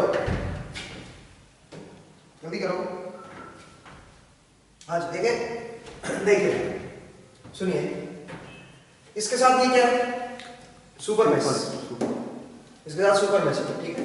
तो जरा देखिए कैसे करेंगे आप, यहां से चलो, यहां चलते हैं 5, इधर प्लस इधर माइनस आएगा, माइनस 2i1, इधर प्लस इधर माइनस आएगा क्योंकि करंट इधर से एंटर कर रहा है, इधर से निकल, माइनस 6i1। इसको मत देखो V2 को, V2 को तो तब देखेंगे जब इसको लिखेंगे, समझ रहे हो? तो 5 माइनस 2i1 माइनस 6i1। अब नीचे नहीं आना, नीचे नहीं आना, करंट सोर्स है, सीधा आगे चलो, सुपर मैश है ना, आगे चलो, बताओ क्या आएगा? Minus 6v1। अब नीचे आओ, इसमें नीचे की तरफ कितना करंट है? रिजल्ट नीचे की तरफ, नीचे i2 ऊपर है i3, तो नीचे की तरफ कितना आएगा? i2 minus i3, i2 minus i3 नीचे की तरफ, और ऊपर प्लस है नीचे माइनस है, क्योंकि रिजल्टेंट नीचे की तरफ जा रहा है। i2 हाईएस्ट है ना, मैश नंबर 2 में आ गया भाई, ठीक i2 हाईएस्ट है, तो minus 2 into i2 minus i3, ठीक है, i2 minus i3, minus 6 equal to 0। पहली इक्वेशन ये बनेगी, पहली इक्वेशन ये बनेगी, बट इस इक्वेशन में गड़बड़ है क्या? v1। चलिए इसको देखते हैं एक बार, फिर बाद में देखेंगे। पहली इक्वेशन बना लो, एक इक्वेशन ये बनी, दूसरी जरा देखिए, दूसरी i3 की वैल्यू तो साफ साफ पता है कितनी है? 2v2 नहीं है, माइनस 2v2 है, i3 उल्टा नहीं है, ठीक है, और 2v2 ऊपर है, तो इसका मतलब i3 इज इक्वल टू कितना है? Minus 2v2, i3 is equal to minus 2v2, ठीक है, माइनस 2v2 करेक्ट है। नेक्स्ट ना देखिए, minus i3 is minus 2v2, i3 भी आ गया, लेकिन इसमें v2 गड़बड़ कर रहा है, देखते हैं v2 को। एक i3 एक ये, एक और इक्वेशन बन सकती है यहां से, देखो यहां से कैसे, नीचे की तरफ 6 है, तो i1 माइनस i2 नीचे की तरफ भी तो आएगा इस ब्रांच में, इस ब्रांच में नीचे की तरफ रिजल्टेंट करंट होगा i1 माइनस i2, तो i1 minus i2 must equal to क्या होना चाहिए? 6। i1 minus i2 must equal to क्या होना चाहिए? 6, ठीक है, ये हो जाएगा 6, कोई दिक्कत नहीं है। i1 माइनस i2 6, ठीक है, और ये i1 i2 ये है, और ठीक है जी। अब सुनिए, इसमें v1 v2 की वैल्यू पुट करनी पड़ेगी, तब जाके इक्वेशन बनेगी। v2 कैसे पुट करेंगे बताओ? v2 की वैल्यू देखो क्या है, इसके अक्रॉस वोल्टेज, इसके अक्रॉस वोल्टेज तो i1 डिसाइड करेगा, तो 6 i1 वोल्टेज होनी चाहिए इसके अक्रॉस, क्या करेंगे? क्योंकि i1 करंट है इधर से इधर, 6 i1, बट इस पोलैरिटी का आएगा 6 i1, और आपको v2 कौन सी पोलैरिटी का चाहिए? उल्टी, इधर प्लस और इधर माइनस, समझ रहे हो? तो इसका मतलब v2 should be equal to क्या होना चाहिए? Minus 6 i1, minus 6 i1। तो v2 की जगह पे क्या पुट कर दो, यहाँ पे v2 था ना, तो ये बन जाएगा i3 is equal to minus 2 into v2 की जगह पे आ गया minus 6 i1, minus 6 i1, v2 की जगह पे आ गया माइनस 6 i1, ठीक है। अब v1 की जगह पे देखो, v1 कहाँ की वोल्टेज है? यहाँ की, तो v1 बताओ यहाँ की वोल्टेज क्या है? i3 करंट है इसमें नीचे की तरफ, तो बताओ क्या वोल्टेज आएगी? i3 इंटू 6, और पोलैरिटी क्या आएगी? ऊपर प्लस नीचे माइनस, इसका मतलब क्या बन गया? 6 i3, तो इसका मतलब v1 इज 6 i3, तो v1 की जगह पे क्या पुट कर दो? 6 i3। अब मेरे ख्याल से पूरी इक्वेशन किसकी टर्म में होगी? i1 i2 i3 की टर्म में होगी, ठीक है। आप इसको सोल्व कर सकते हो मेरे ख्याल से, तो i1 i2 i3 आ जाएगा, जो भी पूछा है वो। नोडल से भी कर सकते हैं इसको, नोडल से कैसे करते हैं? अगर मैश करंट पूछे नोडल से कैसे करते बताइए? इसको रेफरेंस ले लो, इसको ले लो v1, इसको ले लो v2, ठीक है। अब क्या करें बताओ, क्या करें बताओ? इधर ब्रांच का करंट निकालो और उसको माइनस लिख दो, i1 आ जाएगा। क्यों माइनस लिखें? क्योंकि i1 नीचे की तरफ आएगा, जो हम मैं नोडल लगाएंगे उससे नीचे की तरफ करंट निकालेंगे, तो माइनस लगा के ऊपर वाला i1 आ जाएगा। i1 आ गया, तो हम जानते हैं i1 minus i2 is 6, i1 हमें पता चल गया नोडल से, तो i2 आ जाएगा, ठीक है, i2 आ गया। अब i3 कैसे निकालेंगे? i3 निकालने का तरीका सिंपल सा है, यहाँ की वोल्टेज है, ये नीचे वाला करंट निकाल दो, नीचे वाला इस ब्रांच का करंट निकाल दो नीचे की तरफ, वही क्या हो जाएगा? i3, simple. जो ब्रांच कॉमन नहीं होती उस ब्रांच में, उस ब्रांच का जो करंट होता है वो, और जो मैश करंट है वो क्या रहेगा? दोनों सेम रहेंगे, तो उस तरह से आप निकाल सकते हैं, ठीक है। तो ये सिंपल है, मैश जो लगाना है बड़ा ही सिंपल है, लेकिन मैंने आपको तरीका बताया कि किस तरह से मैश लगाते हैं, कहाँ पे लगाते हैं, कहाँ नहीं लगाते हैं, ठीक है। चलिए, अब क्वेश्चन होता है सर क्या कोई डायरेक्ट मेथड है क्या मैश लगाने का? बिल्कुल डायरेक्ट मेथड है, ठीक है, बिल्कुल डायरेक्ट मेथड है। जैसे हमने नोडल में बनाया वैसे ही आप मैश में बना सकते हो, बट मैं वो बता नहीं रहा हूँ, क्यों? आपका होमवर्क है, ठीक है। आप सोचिए कि किस तरह से, एक बार सारे वोल्टेज सोर्स ले लो, फिर रूल बनाओ।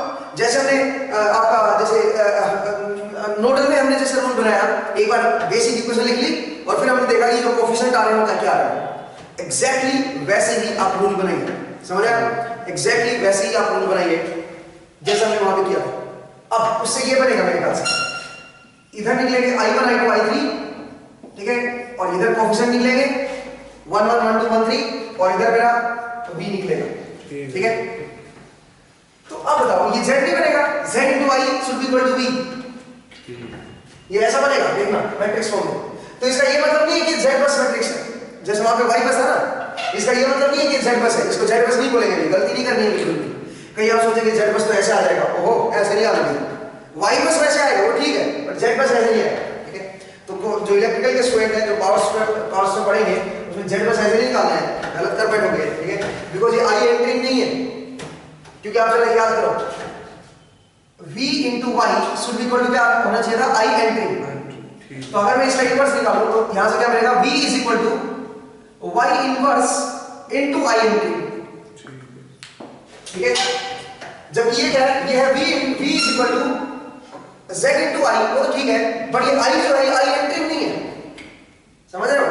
तो इसलिए ये z मैट्रिक्स, z बस नहीं बोलेंगे इसको, हाँ z मैट्रिक्स जरूर है, इंपेडेंस मैट्रिक्स है ये ठीक है, this is impedance matrix, but इसको z बस नहीं बोलेंगे, समझ रहे हो।